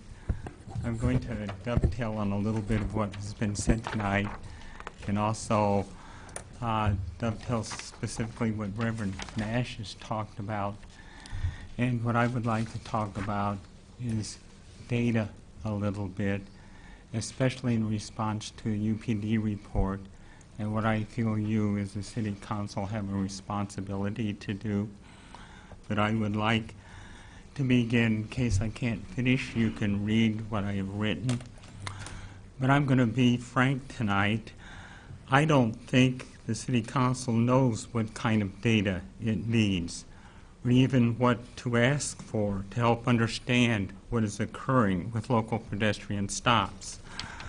With little direction, I assume, from the City Council, the UPD provides its version of what it believes will be helpful. Unfortunately, what you get is a colorful and interesting presentation with little help in understanding why there are significant pedestrian racial disparities. I would like to make 4 suggestions to you tonight to improve future UPD data reporting. And I don't see how you can draw any conclusions if you continue to get the type of reports that you're getting. Number 1, longitudinal data instead of snapshot data. I reject the UPD's premise that the 2016 data is a pilot year. It's a year that looks bad for Urbana, and it should serve as a baseline, and it should be used to see improvement in the community. To ignore it is simply one of convenience, and I'll come back to my comments. Tonight, UPD's data was mostly snapshot in nature, no baseline yearly comparisons. You cannot see changes or trends over time with snapshot data. Future presentations must begin with 2016 data, serving as a baseline. Meaningful data categories must be identified and consistently tracked from report to report, with each year's new data being scaffolded in so trend lines and analysis can take place. Continuity and consistent in your data reporting is the only way you're going to be able to analyze data and make any interpretations. 2, disaggregated data, not aggregate data. The question we must answer is, why do significant racial differences exist between African Americans compared to Caucasian pedestrians? Race is the issue here, people. It really is. The significant part of the UP data was aggregate in nature and not disaggregated by race. What do we learn by that when Caucasians and Africans and all races are lumped together? That doesn't tell us a whole lot about the problem. In future presentations, the UPD must disaggregate as much of the data by race as possible so that the dynamic and impact of race can be seen and understood in its entirety. If you don't do that, you're never going to see what's going on. 3, focus on racial disparities in local data instead of community comparisons. Community comparisons can be useful, but are limited in value. Community comparisons give a broad context, but not much detail or explanation. At times, they're helpful. But the answer to understanding local pedestrian racial disparities resides in understanding local data. So future presentations should focus primarily on local data that's time-framed, that's disaggregated, that's continuous, that's consistent, that is addressing the questions with the data, providing the answers to you. Community comparisons only when there is value in doing so. So they're okay for specific purposes. But probably most importantly, and this is where you need to open your eyes, and I'm not speaking to my African American friend on the console, but to my Caucasian friends on the console. Racial and implicit bias instead of reactive and non-discretionary reasons. How many of you ever heard of the term dark matter? I suppose most of you have. Physicists know it exists, even though they cannot see it, because they observe its effects in the universe. It can be proven. You have 30 seconds, Darrell. Racial and implicit bias are like dark matter. Even though you can't see it, you can observe its effect when there are significant racial disparities in the data, in the evidence that you're looking at. UPD accounts for these racial disparities by suggesting most stops are reactive and non-discretionary. This is an incomplete answer. The initiation of each and every stop, about 30 seconds, I think I can finish. If that's okay. Go ahead. This is an incomplete answer. The initiation of each and every stop still involves officer discretion, which can be influenced by racial implicit bias. It's whether it's the MedCat message, it's whether the officer is interpreting that message in a certain way, or whether it's what the officer eventually sees when he's at that point of making that judgment to conduct the pedestrian stop. The council and UPD must find a mathematical way to quantify racial implicit bias. One way is to agree to some type of relational number. I use that vaguely. To pedestrian stops, such as arrest percentages, to serve as a denominator for calculating a pedestrian stop racial disparity. A ratio would provide an objective method to monitor racial disparities and the influence of racial bias over time. Future presentations must include a pedestrian stop racial disparity, same as traffic stops do. Otherwise, you're not going to be able to measure that. I hope the council has the leadership capacity to make these useful and meaningful changes to future UPD presentations so we can actually benefit and understand what is occurring. Thank you.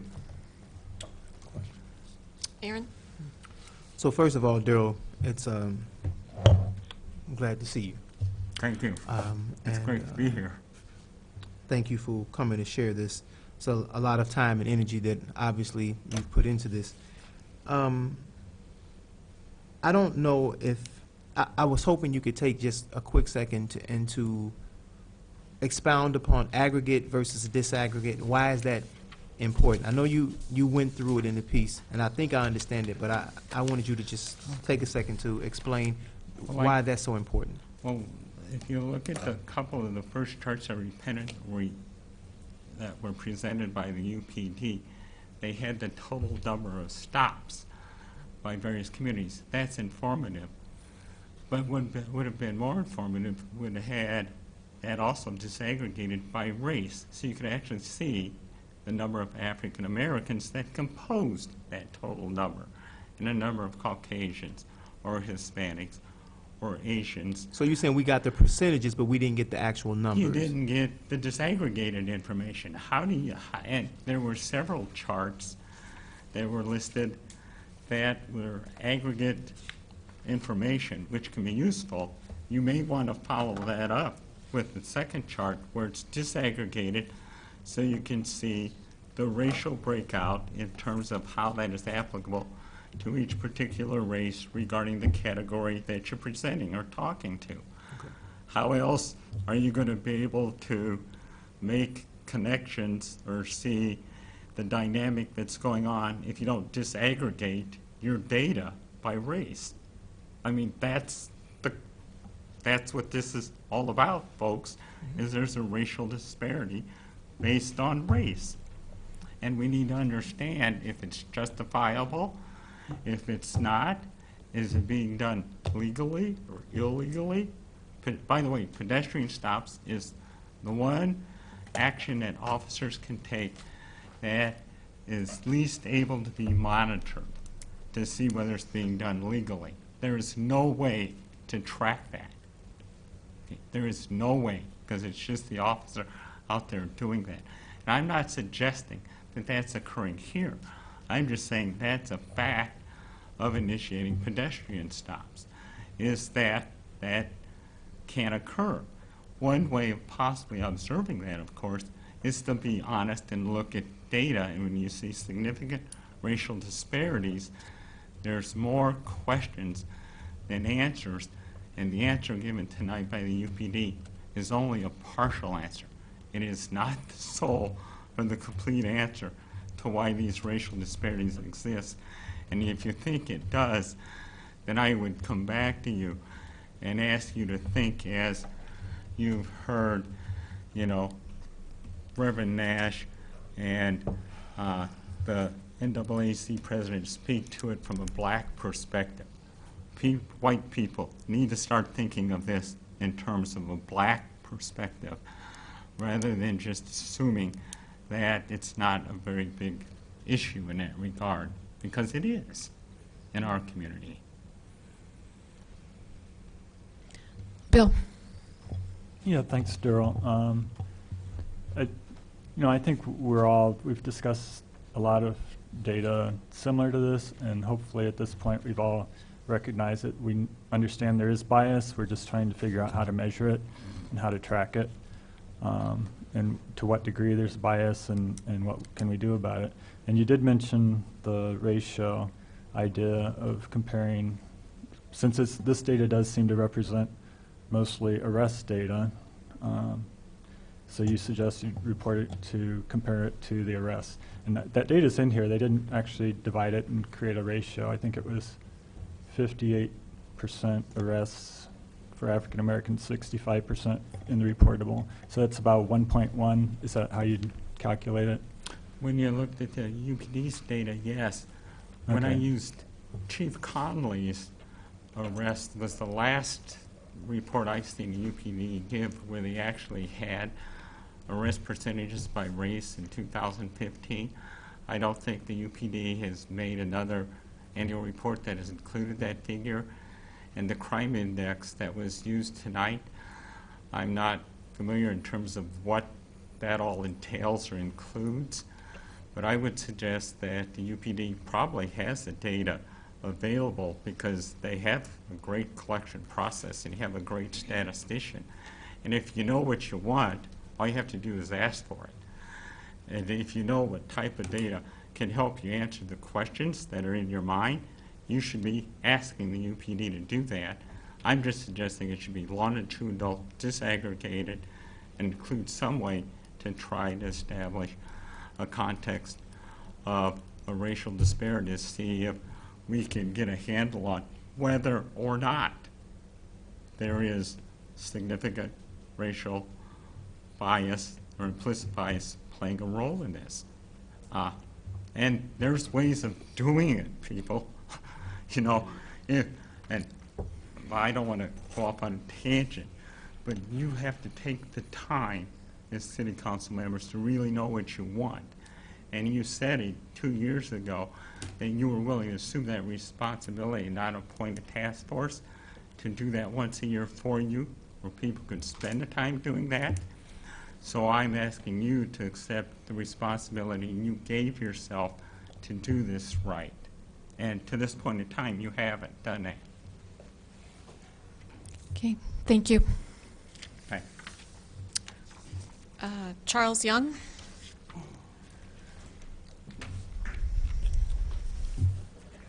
Thank you, Charles Young, Champaign. So I was fortunate and blessed to be able to go back to school and do my doctorate 3 years ago at the University of Illinois. And part of my research work, they taught us that everybody cannot do research accurately. They cannot do it right. People only do what they know. And so as everybody alluded to tonight and talked about, this never would fly with the University of Illinois scholars there. They would look at this as really being sloppy research work, just completely sloppy. It is one-sided. It is biased within itself, the work. So I don't know if whoever did this research work know exactly what they was doing. But there are, I have been taught there's two forms of research work. It's qualitative and quantitative work. And you can mix those two together, okay? So quantitative, what I've seen, you got a lot of surveys, you got a lot of numbers, you got a lot of evaluations, things like that, a lot of percentages. But we question how do you track or measure someone bias? Is it intentional or if it's not intentional? That's where qualitative research work come into. And actually, even quantitative research work says that. You go into a matter and you got to check out the pros and cons. You got to check out the normal and the abnormal. So, for example, if someone is a police officer, if the research is done right, correctly, you just don't write down according to what you see. You have to also question to check your own biases, who you are, okay? So how do you, you got to question yourself on how to do certain type of research when it comes down to biases. You can measure and you can track biases. You can track it. It's more so in both forms of qualitative and quantitative research work. But I have a tendency, I'm more of a qualitative specialist, so I lean on human feelings because human feelings matter. We all have those things. We all have feelings, whether intentional or not, to how we do certain things, okay, as human beings. But so what I did a quick research, and there's a mixed method out there. There's a book that hopefully I can tell you guys to look into it. but it talks about the pros and cons, the normal and the abnormal.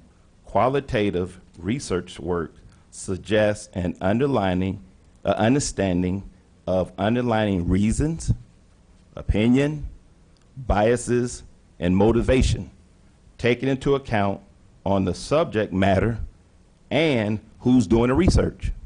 So in this case, the research person would be the police officer, you know, doing what they, because they going off their own whims, their own thoughts to the way they've been trained. But you got to ask the abnormal question whenever you interview or you take the lead and do research, you got to ask your own self. So, because I have done this kind of research before, and the first 3 or 4 chapters, they would just completely eliminate and say, Charles, this is not going to work. You got to learn how to also question your stand. That's how you check your biases within your own self when you know how to do mixed method. This is just one route of doing research work, but it was still pretty much sloppy. So you have to go and correct the data. You really have to. So if you want to write this down, it's called Quantitative Research. Oh, no, wait a minute. No, it's the SAGE Handbook on Qualitative Research by Norman Dez. Norm Denzin. Yes. He's a professor Denzin? here. He's what? He's a professor here. Yes. Okay, there you go. I just looked him up. Yeah, he's a professor. And Ivana S. Lincoln. I believe she went to school here at the university as well. Copyright 2011. So if you want to talk to him afterwards, I can get this information to you. But I'm just here to tell you, you can track biases. You can track people's thoughts and their intention. You can do that. It's out there. Unfortunately, this is very sloppy research work. It's one-sided. That's the case. Anybody can just do it. But you got to know how you have to be trained to also, when you go and do interviews, you stop and you have to question yourself, especially when you know there's a hot topic. So we've been trained this way. So you know, if you know a topic, they tell you pick a topic. If you're going to talk about racism right then and there, okay, let's, you know, check into racism. But you have to be trained. So thank you very much. Thank you. Last up is David Sutton.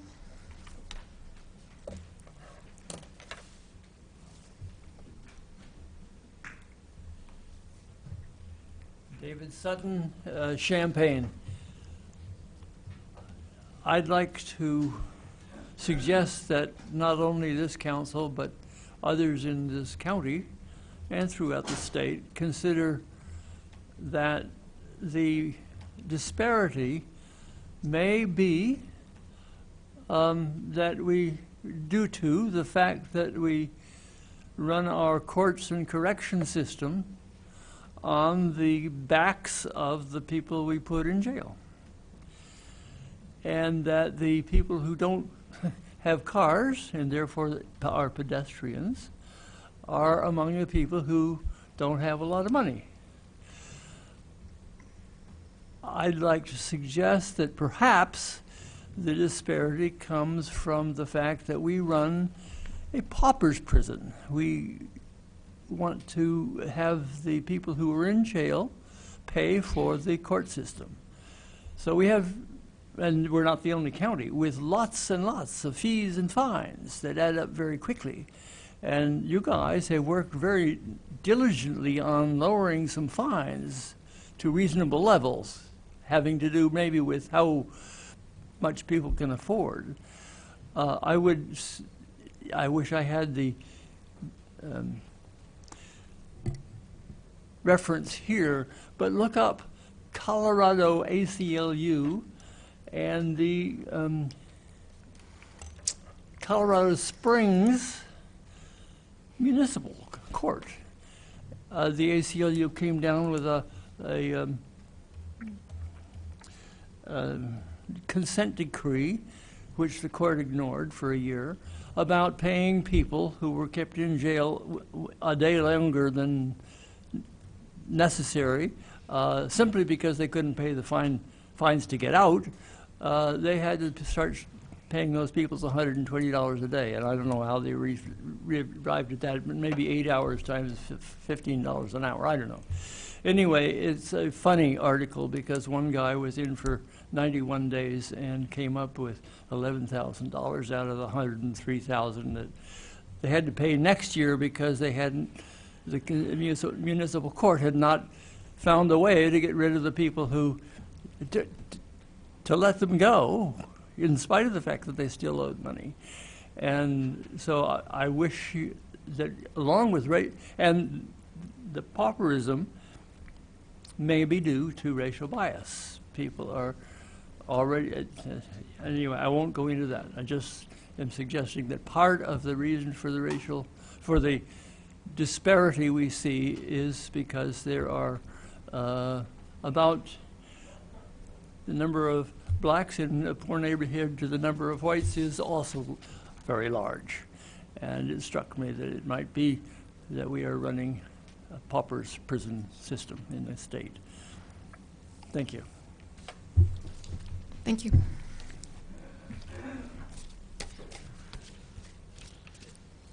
Aaron? Discuss? Yes, assuming, does anyone else wish to address the council? Okay. Discussion? So I was kind of curious as to who compiled and where the data was compiled for the CUCPJ presentation.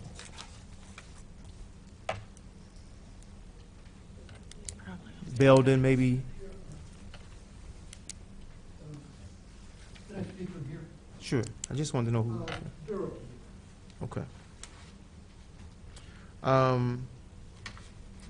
So the issue that was raised about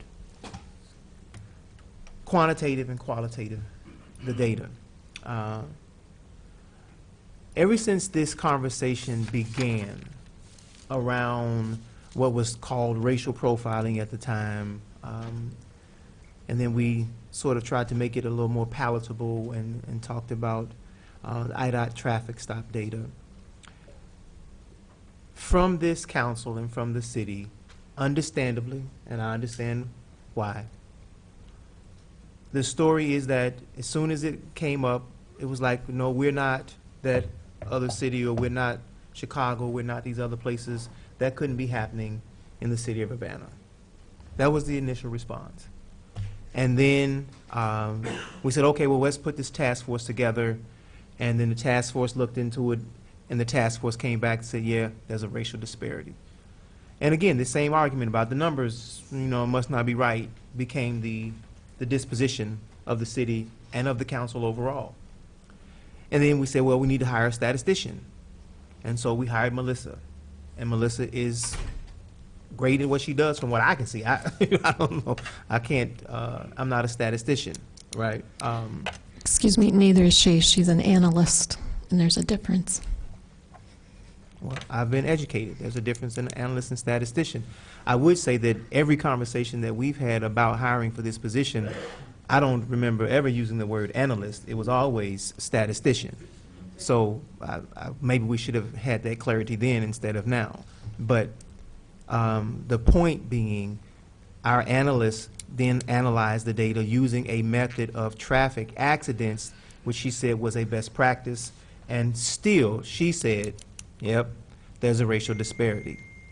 Now, I paint that picture and tell that story because what the public has just said to us is that the way this is being perceived and received is that there's a slant and a desire to make sure that the city doesn't look bad, right, through this process. And we've tried, and I know that I have tried, that's why I continue to talk about implicit bias and going to the PTI trainings and trying to create an atmosphere where everyone can sort of just be themselves, be truthful about what's taking place and how we can actually address this. So, Madam Mayor, you began this talk tonight and you put the community in the defensive mode because your statement started off, in my opinion, explaining why we shouldn't be so hard on the city of Urbana. Now, maybe you all understand that up here, maybe you don't, but I'm telling you, from my experience, that's exactly what you did when you opened up in the way that you did. Okay, I'm just trying to share because I'm trying to be helpful. I'm sharing with you that that's what happened in that response. And therefore, now individuals hear the data and see the data in the way it's presented and say, all right, there's a slant to it. That's why it's being received and perceived in that particular way. Now, at the end of the day, the question that was asked that I thought was what Belden Field said was the question is, why is it only Urbana's numbers, African American numbers, not Caucasian stop numbers, that are so different from the other communities? We can't say that the other communities don't pay attention to them, but do pay attention to them. So if the rest of the communities are showing consistency from a Caucasian standpoint, then why would we say that they must be off from the African American standpoint? And after all of it's said and done, just like we said with the driving numbers, at the end of the day, when we get through sifting and analyzing and statistizing, well, I made that word up, y'all. We still have African Americans being adversely affected financially, psychologically, emotionally through this process. And again, this is important. We're not just talking about feelings, we're talking about lives being lost. We're talking about, Brother Fitzgerald is here. I don't know if it's lieutenant or sergeant, so I said Brother Fitzgerald. We go way back into this situation about information and how it transfers, and how it can create angst and hostility or tense relationships that take years to undo. So this is extremely important to us. I think it's extremely important to everybody, but I have yet to experience a sense of urgency from the council and the city overall that my community feels from these stops. I think we're moving in the right direction, but I don't know how to make it any plainer than that. All deliberate speed for us in the black community does not bring about the result of fairness and equity. It says we're going in a direction, but until then, there's still a disproportionate impact, whether that's financially, socially, emotionally, and various other different forms. So, you know, I don't know exactly how we're going to resolve it all, but I'm interested in what Brother Charles was saying about how do we quantify this and how do we actually track whether this is implicit bias and other things like that. I'd like to address that. It was not my intent to push aside the importance or to underscore the seriousness, now I can't even say that word, seriousness of this. What I wanted to make clear is that the information that we know is accurate is what Urbana has counted. We cannot count on any other community's numbers being accurate or compare ourselves to other communities. When you have the city of Danville, for example, with a population of 31,600 people reporting 2 traffic stops in 2017, those numbers don't make sense.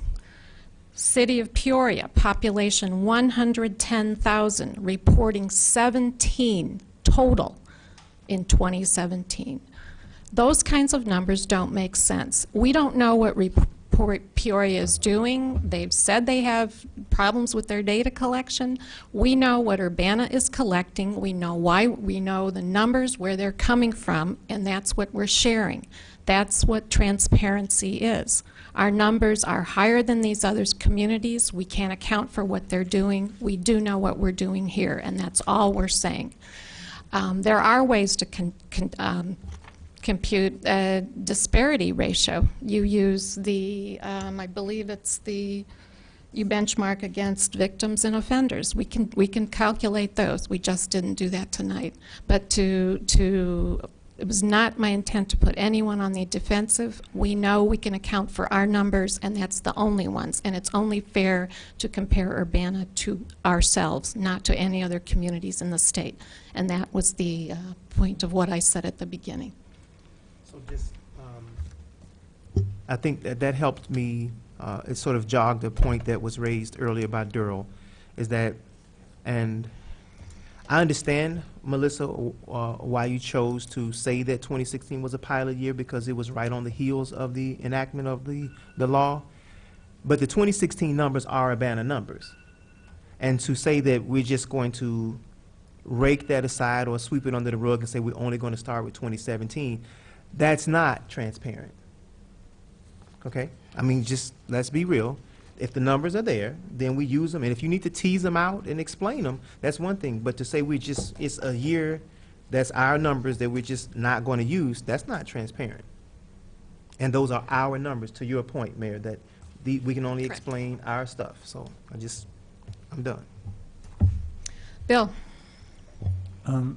Yeah, I think having too much data is better than not having enough, so I'm glad that we're collecting basically every arrest, every stop, and breaking it down so we can always go back later and tease out what it is we're interested in.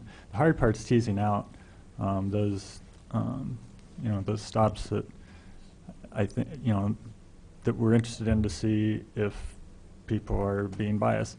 So I think, and I also appreciate the fact that all of it's online. It's on the open data site. I downloaded it. You can go back. All the Urbana stop data is online. Besides the state reported data you can order on CD, so you can get every single record. But the Urbana stop data even includes the non-reportable stops. So I really appreciate the transparency. I think if we could get a ad hoc committee of 2 council people together, like maybe someone with expertise in statistics like Mary Alice Wu, and maybe someone with expertise in police procedures like Dean Hazen, that could kind of get together and figure out what would make sense to look at out of these statistics. 2 people can meet forever, without violating the Opens Meetings Act. So, I think if a couple of council people got together and tried to dig into the data and see what would be more meaningful, it's all there. You just have to tease out what it is that would be more meaningful. So maybe looking at, I'd say not just, I can't find my notes, not just the suspicious activity. I would think the proximity stops could also show bias. But break those out by race and maybe come up with a reporting format of just 3 or 4 pages that we could ask for on a semi-annual basis or something.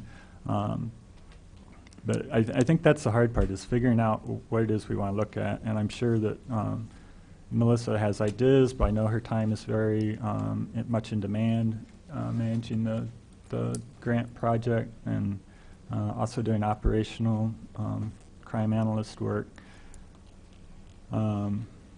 So I also think that just in general, we should look toward having an annual report from the police department every year.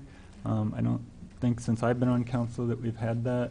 I know Champaign does, Danville does. I've looked at theirs. I've looked at Bloomington, or Normal's. I don't think I've actually looked at Bloomington's. But by having an annual report, I think it would help put everything in context. So you have arrests,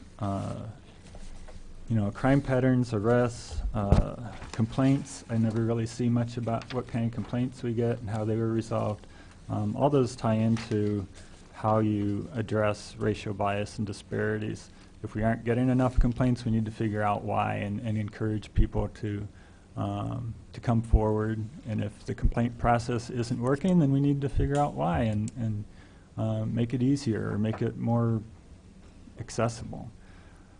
So I think having an annual report is important, and I would encourage the mayor to look at that, mayor and the police department.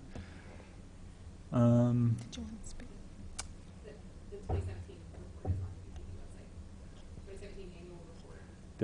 There is an annual report? There is. Okay, I'll have to look at it. Yeah. So it has It's for the full. Would you like to come up to the microphone, please? It's for all the police activities, so it tells how many police complaints there were in the year? I don't have complaints on there. But Okay, has all the crime statistics? Yeah. Okay, it'd be nice if council was aware of these things.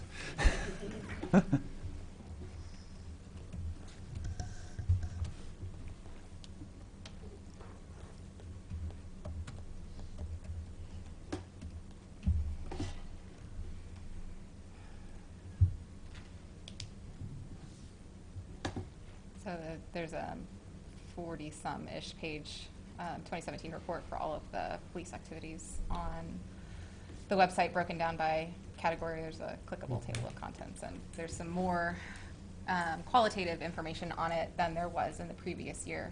So we had. And is there anything about the IDOT traffic stops and pedestrian? No, IDOT is not included in this. There are traffic stops and traffic and accidents, but I don't have any. I don't think there's any racial breakdown on this. Okay, I'll take a look at that. I would encourage haven't something looked about into police complaints to be in there, and we may need to look at that process. Do we always do this annual report? This is the second one that I've done. I did one for the 2016, and then this is the one for 2017. Okay, great. Thanks. I think that's all I have for now. Eric? We saw a fair amount of racial disaggregation in your report. One number that I don't think I saw was for when there's a call for service and there's identification of a possible suspect. I don't think we saw the racial breakout of those identifications. And I think that would be a useful benchmark. Or maybe it was there and I missed it. It's not on there, but it's in my notes if you can. Okay.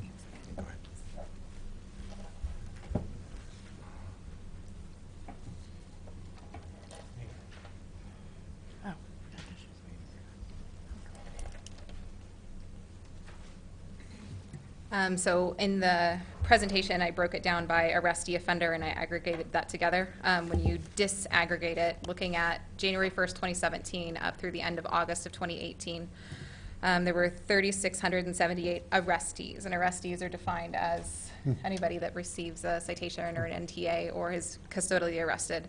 That's 53.56% African American. There were 3,066 known offenders.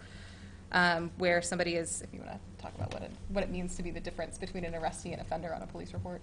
Arrestee would have meant there was an enforcement action taken. Now, whether that's a city notice to appear, a state notice to appear, a custodial arrest, those would all be arrestees.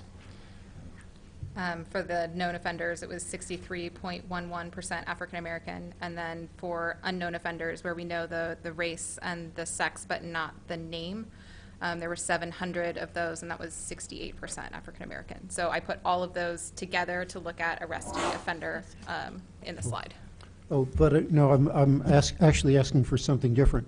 I'm asking for racial identifications in calls for service. We don't do that. You don't do that If at there's all? not a police report, I'm not able to pull race. Okay. And I guess the reason I'm asking that is that probably the content of the call for service probably has a lot to do with whom a police officer decides to stop and talk to. Right. Anyway, we don't have any way of knowing that. Well, but so for the 650 or whatnot, reportable pedestrian stops, at least 500 of them were associated with a police report. Right. So I'm missing, 100 and some and change, but most of the reportable pedestrian stops did have a police report that resulted from a call for service. So that's we can do a better job with looking at those. Mary Alice. I want to preface all of my comments with, I think, at the end of the day, what we're all concerned with is the disproportionate amount of contact that the African American community has with the police force, whether rightly or wrongly. And I think that's what everybody's trying to dig down into here with pedestrian, traffic stops, et cetera. At the end of the day, that's the whole big picture that we're all looking at. Now, if you will forgive me going down a little bit of a rabbit hole, and I will try and keep it short. Basically, there's three things that we're trying or attempting to do here, and from the order of least importance to most importance.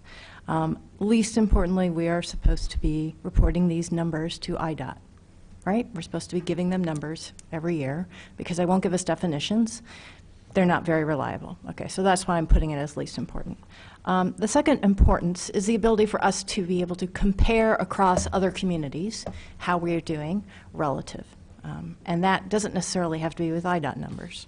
But third and most importantly, and I think this is what a lot of people are talking about, is understanding the information behind those numbers. And that is the difficult part. And I appreciate the gentleman who came up and spoke about qualitative and quantitative data. Right now, we've been dealing all with quantitative data, sorry. In order to do qualitative data, however, I don't think that our police department has the skills, the time, or the ability for exactly the reason that you mentioned, which is we all come from different backgrounds, and those backgrounds influence how we view situations. So I do think that it is something that's beyond, in my opinion, the capabilities of the police department to conduct qualitative research. I'm not saying that it's something that we should push aside. It's not something that we should say we're not going to do. I just don't think that we have the capacity within the police department to undertake a study, a research study such as that. So I think it would be very interesting and challenging if somebody would be interested in doing some kind of qualitative study. So those are the three purposes, the three things that we have to conduct as a city council. Now going a little bit further here, I think the main thing that is confusing to me, and I think is confusing in terms of comparing all these numbers across the board, is the terminology of pedestrian and detainment. When I go around and I ask friends, what do you think a pedestrian stop is? They think a pedestrian stop is stopping somebody on the street and asking them a question. What are you doing here? Is something going on? Et cetera. That is a pedestrian stop. We see when we try and operationalize that that is not necessarily how pedestrian stops are getting recorded by any municipality. So I do think, and I hear what Aaron is saying in terms of we are slowing down the process when we have people who are continuously impacted by this on a daily basis, and I totally hear you on that, and I understand that. We do need to have these conversations. I'm more than willing to work with whichever council member would like to work on this project, whether it's Dean, whether it's Bill, whether it's somebody, Aaron, whomever it may be, happy to do that. But I do think that we do have to, for those three different things, IDOT, comparison, and understanding. Those are our three goals. We have to define what do we mean by a pedestrian stop. Stop, full stop. That's what we have to do.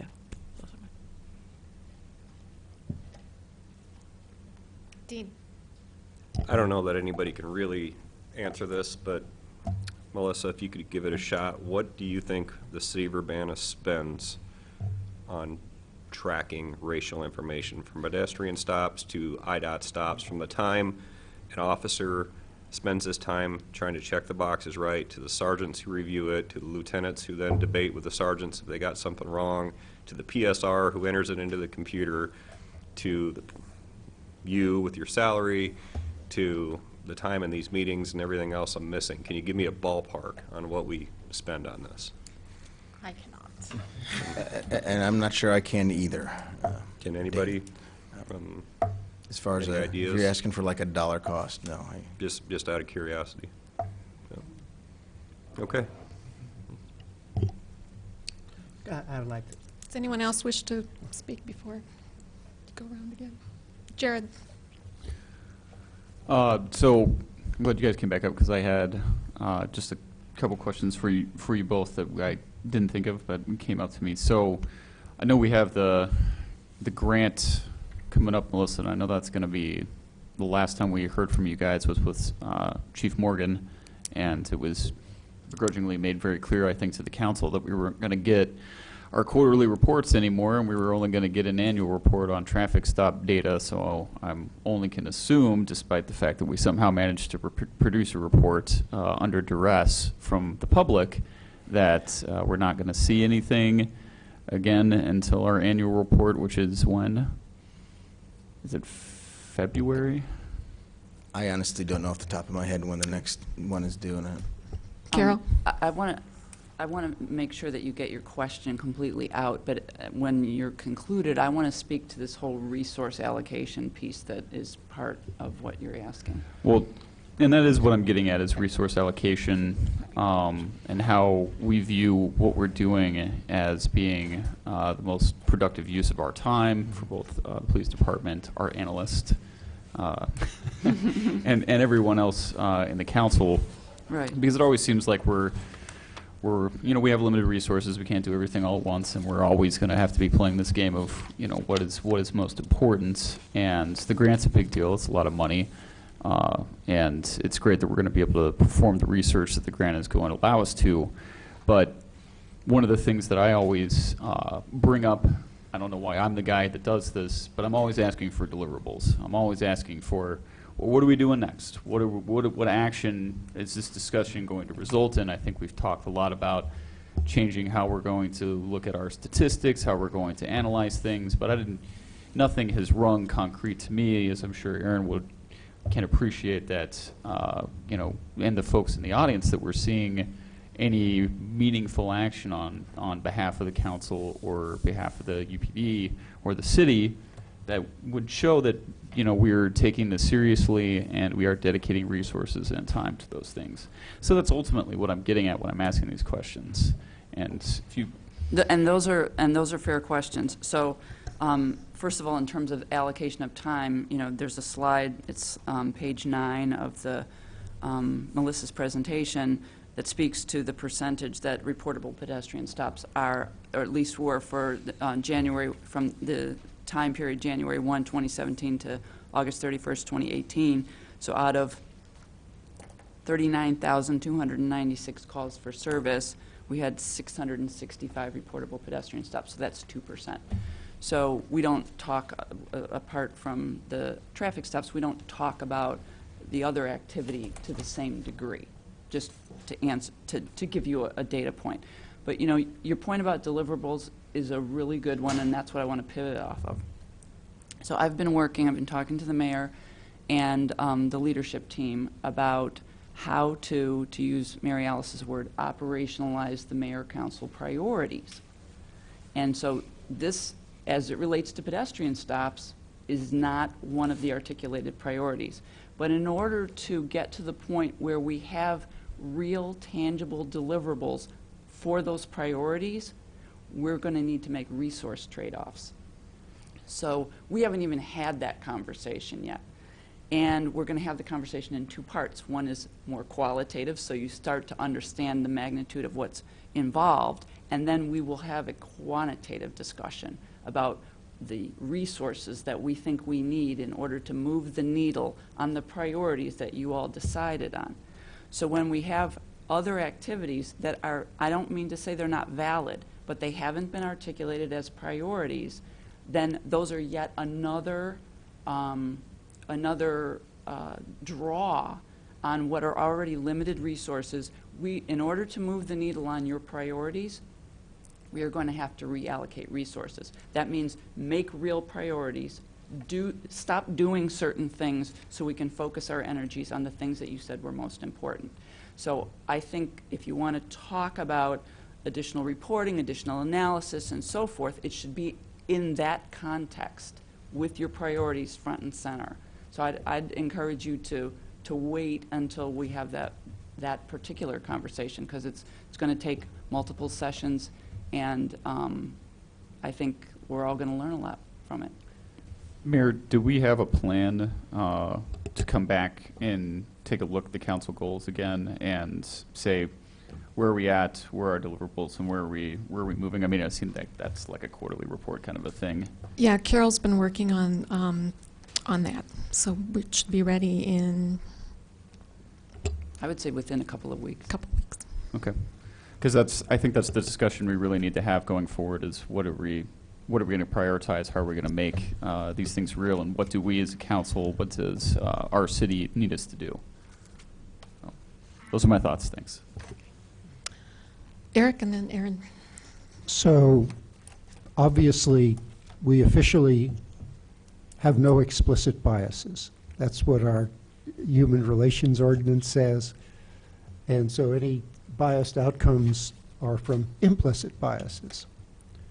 And so it seems to me that the issue really can be defined as largely, how do we as council members, how do staff, how does everybody involved in this entire community overcome, be trained to overcome implicit bias. So maybe that's, maybe that's in itself a topic. And I know, Aaron has alluded to the fact that this is something that is now, deeply part of police officer training. It isn't yet part of training programs for city council members. We actually had, 14 years ago when I was at the National Institutes of Health, we actually did have bias training, not focused completely on race, but also on gender, disability, ethnicity, and so forth, where professional actors came in and interacted with us and presented us with really interesting issues that and called us out when we didn't respond rightly. I don't know what the answer is, but I guess I'm just making these remarks to say that maybe this might be a focus.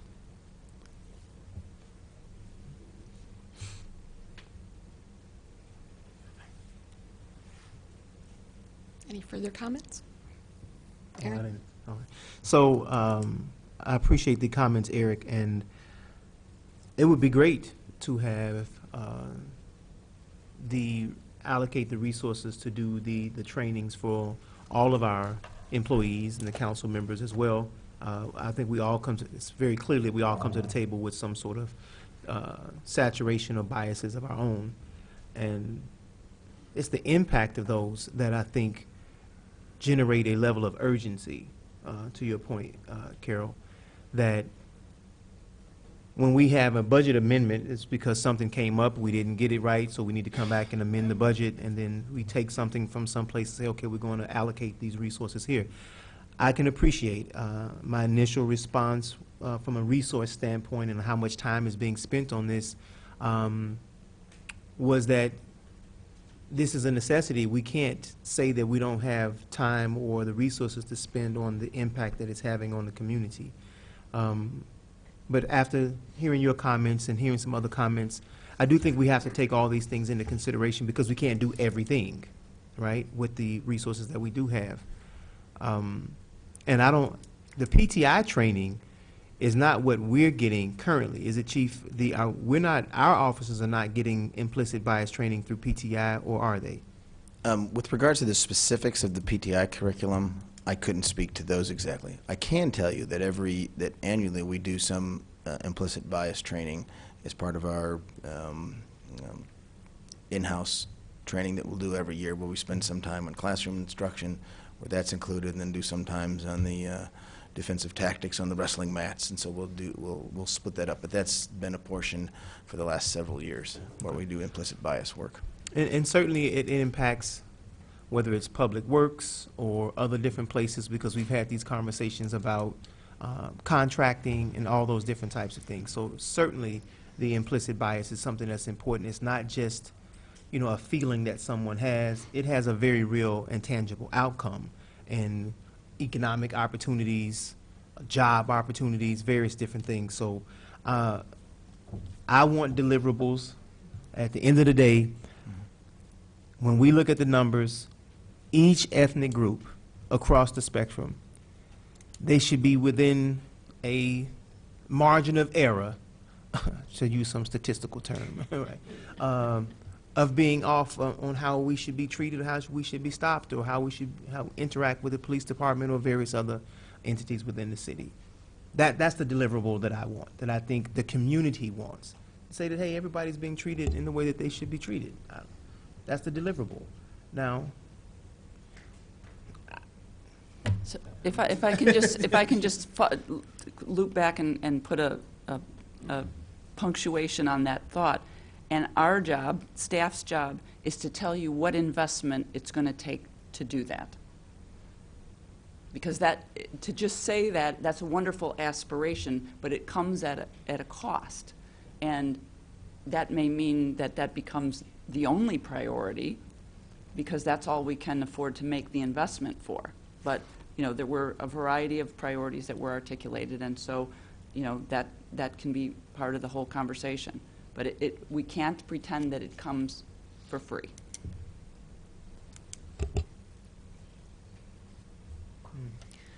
So in a couple of weeks, we should have a clear idea of the approach to council priorities. We've been working together. We've passed it around with the different department heads, and we should be ready to bring it to council. In the meantime, I would encourage everyone to read this annual report from the police department. There are people here who dig down into the numbers. I see one of my jobs as being encouraging people to look at the big picture, which we look at a lot, and that is look at the overall function of the police department. Also, go back to slide 9. For the past year and a half, there have been 40,000 calls for service. That's community members calling the police department. 80% of the stops have been in response to those calls for service. So the percentage, again, the percentage of stops, the percentage that we're talking about of that 40,000 calls for service is 2%. So it's manageable numbers. If it's, you know, if you're involved in one of these, yes, it's extremely important. I'm not minimizing that. I am just saying in terms of the overall number of calls that the police department takes, it's 2% of the total calls. So we can manage those numbers, and we can address those numbers. And we will be. Okay, lastly. So from a resource standpoint, one of the things that Darrell mentioned was that the council voted to say that we would be the oversight on this process. And we've done a lot of appointments to new people for various different boards and commissions. I think when you start talking about the packets, reading the annual reports, and doing the various different things that we're doing, I don't think it's going to get the time and energy from each one of us as council members to dig as deep into it as a task force might dig into it. So I would raise again that I still think that's an option. We're talking about volunteers. We have to open up the council chambers for them to come and sit here and change their names around and put some new placards up there for those people, I think, and let them dig deeper into it and have the conversations. And maybe that's where some of the qualitative conversations could take place. Maybe some people who have been stopped could be interviewed. I mean, you know, various different things could take place if that task force was really sinking their teeth into it, more so than us trying to do it at a council meeting or to set up another ad hoc committee. I think that a good place to start would be the council members who've offered to start. Well, and again, you know, having that's a fine suggestion to debate in the context of this larger conversation about priorities, because this group, you know, if a task force wouldn't operate on their own, they'd be staffed, and so and they would presumably have questions for Melissa and others, and so it's not as if they can just operate independently. So it requires resources. So I would just ask you, as you talk about this more holistically, that's certainly an option, but again, it would require resources. So we need to decide what's the best way, what's the best investment. Okay. All right. Thank you very much. Thank you all for coming.